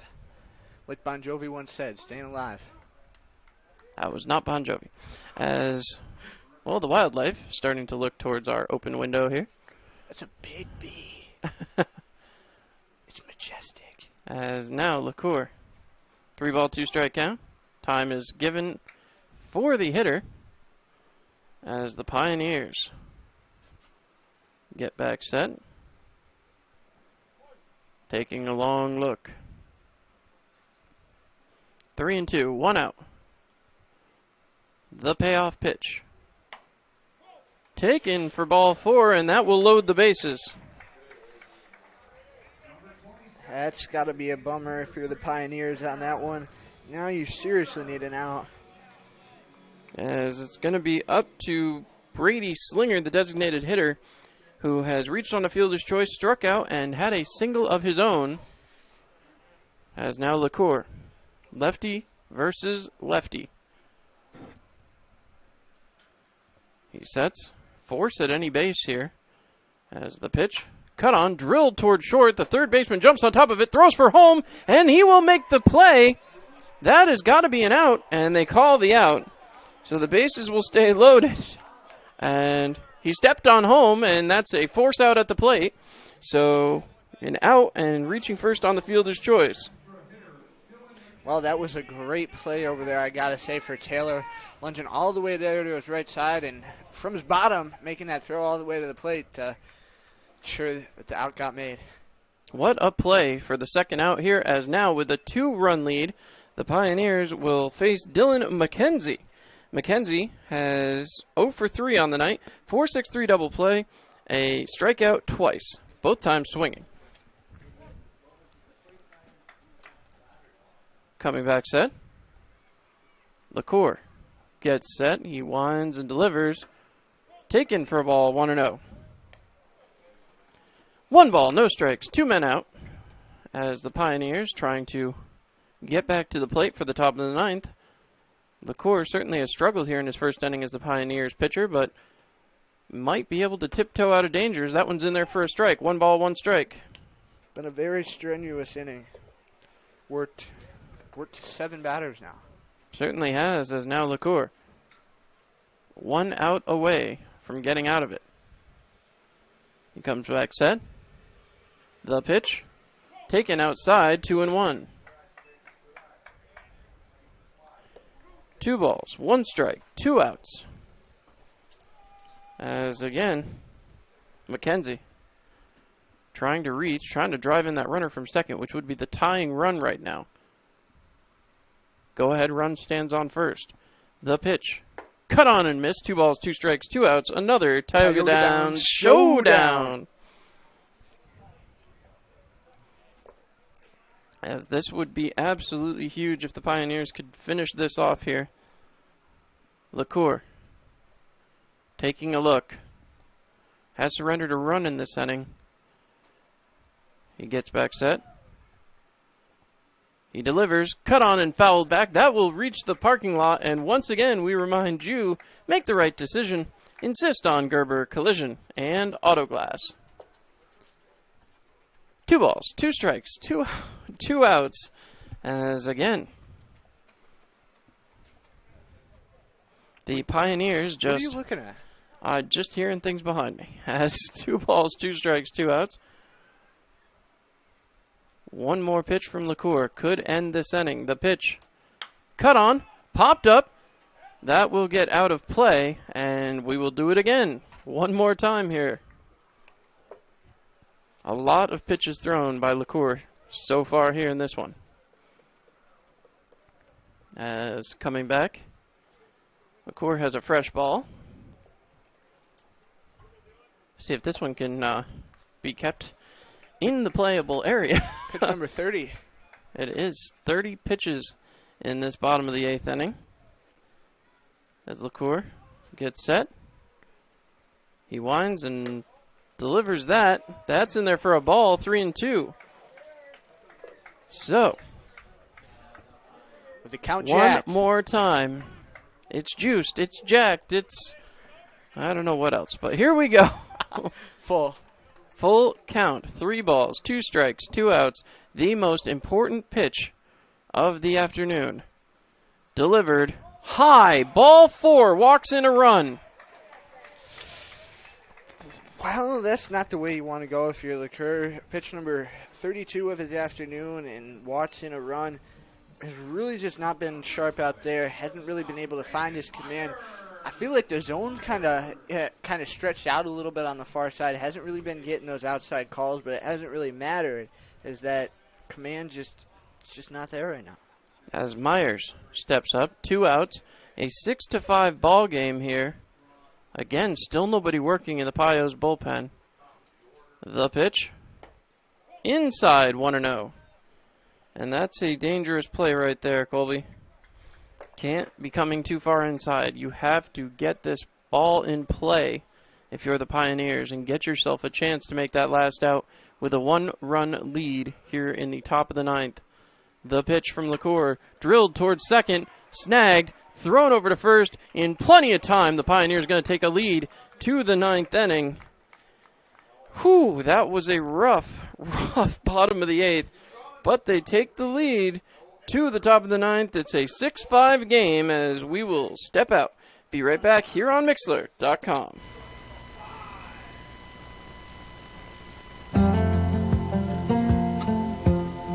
It's another day in the Twin Tiers.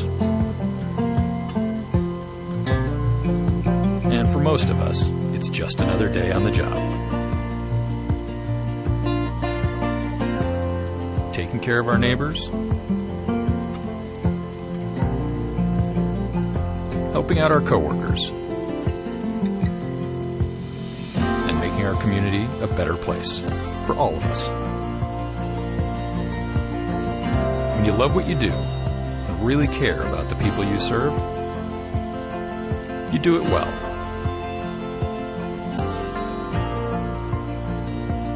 It's not for the glory, some big award, or even a pat on the back.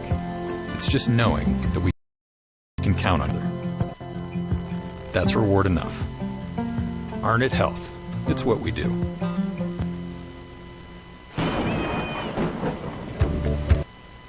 All right, ladies and gentlemen, we are back here live as the Elmira Pioneers take a one-run lead into the top of the ninth. Time to take a look at the out-of-town scoreboard here. Well, the Newark Pilots and the Batavian Mutt Dogs have gone final. The Mutt Dogs running away with that one by a 5-0 score. And Utica and Watertown tied 2-2 as late as the 7th inning. Watertown running away with that one late, coming away with an 11-2 victory. Amsterdam and Glens Falls 1-1 from Eastfield, top of the 3rd inning. So we'll keep an eye on that one rest of the evening here around the PGCBO. As we head for the top of the 9th inning, the Pioneers, a big one here tonight, as they are up by a single run, 6-5, after a rough first outing for LaCour. We have a new pitcher on the mound for the Geneva Red Wings. Well, a guy that should be very familiar with the Elmira area, senior this spring at Elmira College, 6'2", 195, ready from Ottawa, Ontario. It's Angus Adams. Pitched in a game so far this summer for the Geneva Red Wings. Walked and struck out one, not allowing a hit or any runs to score against Newark last Sunday. As now, Justin Taylor will come up as the Pioneers would love to add some insurance here after a dicey bottom of the 8th inning. They have a one-run lead. As now again, Taylor gets set. Top of the 9th. As the first pitch, cut on and missed by Taylor, 0-1. Big crack of the bat on that one, big pop of the glove. That's baseball sounds. Certainly is. As this pitcher out from Elmira College, certainly going to be familiar with Dunfield when he heads back down there, as they played a lot of ball there. The pitch taken, 1-1. Getting back set. Taylor waiting. As Taylor waits, 1-1. The pitch. Cut on and missed, 1 ball, 2 strikes. So it's a 1-2 count, as the Pioneers do have a lead, but would love some insurance to take to the bottom of the 9th. Gotta get some more Duncan promos out there, too. Getting back set. The wind and the pitch. Bounced in there, 2 balls, 2 strikes. Caught him on the kneecap after it took that bounce. Gotta say, either way, whether it takes the bounce or it doesn't, it still clips it, it still hurts. I mean, they're not throwing them at, 30, 40 miles an hour. These are whipping in there, folks. So, umpire getting a little bit of a stretch. As now. Oh, when you said stretch and I was looking down, I almost thought he was like doing jumping jacks down there or something. Oh, no. that's what I think of when I think of stretch. Or I think of the whole, pull up the leg but behind your back and stuff. No, that was back in Batavia where we had the assistant coach breaking out the dance moves. That was some impressive stuff back on opening night, I'll tell you what. 2 balls, 2 strikes, nobody out. As getting set. The wind and the pitch. Cut on and missed as Taylor's going to go down on a punch out. So, first out here in the top of the 9th inning, courtesy of Justin Taylor swinging. That's going to bring up Gil Murad. Murad, who's had an interesting night so far, apparently reached on an error his last at bat. I thought it was a pretty clean hit, but he had a single before that, and he struck out swinging, so 1 for 3. The pitch. Cut on, popped up, may be playable. The first baseman heading over, but he's going to run out of real estate. That gets into the stands. Run out of real estate. That's a good one. I like that. 0-1 count. 1 out. And don't forget, for all your real estate needs, contact Tyler Jurish. As once again, no balls, 1 strike, 1 out. Getting back set, Gilmarod waits on the pitch. It comes in and is a little bit high, which means 1 ball, 1 strike, 1 out. A Tioga down. Showdown. That high note, we could make a song out of it. There you go. 1 ball, 1 strike, 1 out. As the pitch is inside, 2 balls, 1 strike. Still no lights here at McDonough Park, though the sun has definitely dipped behind the clouds. I know. I just took my sunglasses off. Well, gotta keep those on as long as you can. What a sacrifice. 2 balls, 1 strike. The pitch cut on, drilled out there towards center. That ball is going to be caught. The center fielder makes the grab, and that's 2 outs on the Pioneers as the top of the order comes back up. Don Popa grounded into a 4-3, struck out looking, has a base on balls, and then flew out to center. I still think orange would be your color for sunglasses. As once again, Popa steps in, 2 outs. The Pioneers, with a 1-run lead, do have a little bit of work going on down in the bullpen. Looks like it's Kinsley down there, but I can't be sure. That one swung on, strike 1, 0-1. Might be Sweeney, too. Could be Sweeney. Thought I saw 16, so I was a little confused because Kinsley was in a game not too long ago. As again, no balls, 1 strike. The pitch. Cut on, drilled up the middle, and a misplay by the shortstop, so Popa going to reach. As 2 outs. Gonna go single. Now a runner on first. They do give it a hit. So Popa will earn himself the single. Donovan Montgomery will come up. He's had a little bit of a struggle tonight after the single in the first that came around to score. He struck out twice and flew out to the right fielder. See if Donovan can help the Pioneers out and get some movement on the base paths. As Montgomery gets set. The pitch. Cut on. Drilled down the third base line. Just a little bit foul. No balls, 1 strike, 2 outs. As again, the Pioneers trying to get through this one and hoping for a W. They still need 3 defensive outs and only have a 1-run lead, Colby. Well, and definitely wouldn't be the way to go for your first extra innings game here on the road on a Sunday night. As the pitch is thrown, that's a ball. Popa slides in. He gets pegged in the backside, and he's feeling it as he rubs himself down there. I mean, that just does not feel good.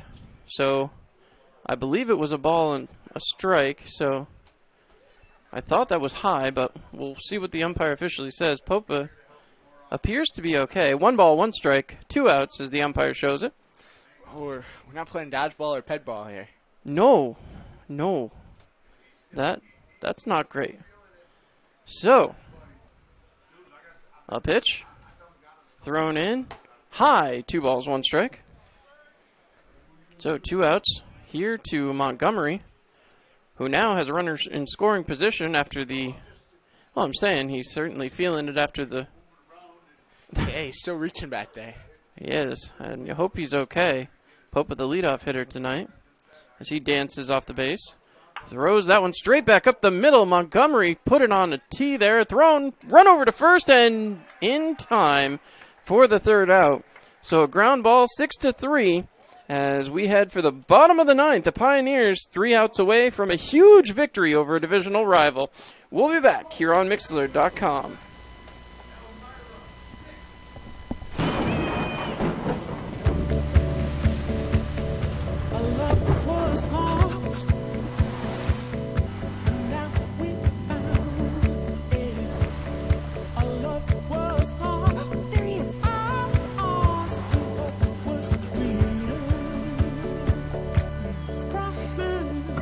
Everything you need when you need it most. Introducing the Toyota Venza with standard all-wheel drive. Toyota, let's go places. New Extra Charge Hot and Iced Coffee from Dunkin' is made with 20% extra caffeine from green coffee extract because we could all use a little extra this year. Whether that's an extra boost, some extra boldness, or the drive to go the extra mile, we're extra ready for whatever comes our way and extra excited to take it on. Let's get it done with new Extra Charge Hot or Iced Coffee from Dunkin' with 20% extra caffeine. And pair it with snackable stuffed bagel minis for an added all-day boost. Order ahead on the Dunkin' app. America runs on Dunkin'. Price and participation may vary. Limited time offer. Give me a blue light lime.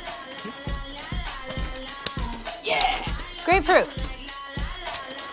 Blood orange, blueberry. You got it. Oh! Barry, you son of a bass. We've been through this. No thumbs. Just yanking your hook. Oh, good. When you're at the lake, you drink Labatt. That's lake law. All right, so LaCour comes back out as he throws his warm-up pitches, and the Pioneers will go back to the field. They have a one-run lead, 6-5. They need just 3 outs, and Colby hopefully got the nerves out in his first inning and appearance as LaCour goes back to the mound. Well, I got to say, he's really got to get out there. He's got to show he can do it. I mean, that last inning, yeah, maybe he got the outs, but that long inning, 35 total pitches, he didn't really show that. Didn't really show what he had, and now he's got to do that to keep his spot out here. It's not like you can lose your spot on this team for the summer, but he's got to show that he can, prove his worth and be out there in these big situations like this. Certainly does, as now he's going to face quite a rough welcome in here as Bernstein, Good, and Latham do up. See what Bernstein can do as he goes and picks up that ball that was bounced off the backstop. Red Wings trailing by just 1 as the Pioneers have no one in the bullpen. They were warming somebody up, but apparently it's going to be LaCour's inning. Inning to lose. Wow, not to lose, but you get what I'm saying. I understood what you meant. So, Pioneers looking for some help here. They need 3 outs. The defense will have to be sharp. The lights are not on despite the sun being relatively gone, yes. As LaCour gets set. He sets the pitch. Cut on and foul. That one gets out of the stadium. We remind you again to make the right decision. Insist on Gerber Collision and Autoglass. As no balls, 1 strike to start off the bottom of the 9th inning. LaCour comes back set. He winds and delivers. In there for a strike, 0-2. No balls, 2 strikes, nobody out. As the Pioneers trying to find their way through this bottom of the 9th inning. The pitch is thrown inside, 1-2. 1 ball, 2 strikes. As again, Elmira going back to work here. Getting set. LaCour takes a look. Delivers. Cut on and miss. Strike 3. So there will be the first out of the bottom of the 9th inning. And that's going to bring up Elliot Good. He's been good tonight. No pun on words out there in the field. Okay, yeah, you could shake your head at me. Sorry, I was trying. I know you were. As once again, right back to it. We see 1 out. Up on the board. The pitch from LaCour. Taken for a ball, 1-0. 1 ball, no strikes, 1 out. Here in the bottom of the 9th inning. 6-5, Pioneers. As LaCour trying to go back to work here. He checks the wind, the pitch. Taken for a strike, 1 ball, 1 strike, 1 out. A Tioga down showdown. We're on point. Getting there, getting there. 1-1-1. Coming back set. The pitch from LaCour. High, 2 balls, 1 strike. A lot of danger as we approach this middle portion of the lineup. 3rd batter in it. This is the danger zone if you're the Pioneers. Latham on deck. The wind and the pitch to Good. Taken for a strike, 2-2. one more strike. 2 balls, 2 strikes, 1 out. 6-5 lead for the Pioneers. A close-knit game all the way. Certainly has. It's been tight. The pitch taken in there for a ball, a little bit too inside. 3 balls, 2 strikes. 3-2 count as Elmira trying to get through these last 2 outs. Getting back set. LaCour takes the sign. He delivers. Taken for ball 4. And no doubt on that one as he ran straight down to first base. Did good. That's going to bring up Latham. Oh, good. Oh, did good. Oh. As Latham, I'm still who had a singles last time. I'm still a little slow, but don't be throwing your pen at me, buddy. 6-5 lead for the Elmira Pioneers. The tying run now stands on first base. A ground ball would be perfect if the Pioneers could land that. LaCour checks on the runner. Sets and delivers. Ground ball. Gifted. Stood on first base. Throw. No, he's going to hold up and Good call. Throw back to the pitcher. Good call. So the tying run did get to second base now. That is the unfortunate side. The throw did not come. Well, the good call on that was you didn't have anybody right on that second base badge, so if he had thrown that one, that probably would have been airmailed in the left field. It probably would have, as the Pioneers still holding on to a 1-run lead. They need to get going here. 1 more out is all they need. As LaCour comes set. Borelli waits the pitch. Cut on and missed. 0-1. No balls. 1 strike to Borelli. LaCour in a pressure-packed situation here with 2 outs. This is the second part of his 6 innings. Or, well, 6 batters, excuse me. Checking the runner at second. LaCour winds and delivers. A little bit high. 1 ball, 1 strike. So the Pioneers still anxiously looking down. 1 ball, 1 strike. The bench has got to be up and nervous. As they wait, the tying run stands there on second base. The pitch from LaCour. Cut on and missed. 1 ball, 2 strikes. 1 strike away from getting out of this game. And we'll see if they can do it in just a moment. LaCour takes a look. Getting his sign from his catcher. Big lead back there at second base. He will be off on the touch of the bat. Maybe on the release of the throw here based on the lead he's got as that one's thrown in. Cut on and missed. Strike 3. The Elmira Pioneers going to push that winning streak to 2 as they will win this one here at McDonough Park. Celebration out there on the mound. High fives all around as the Elmira Pioneers take a 6-5 victory.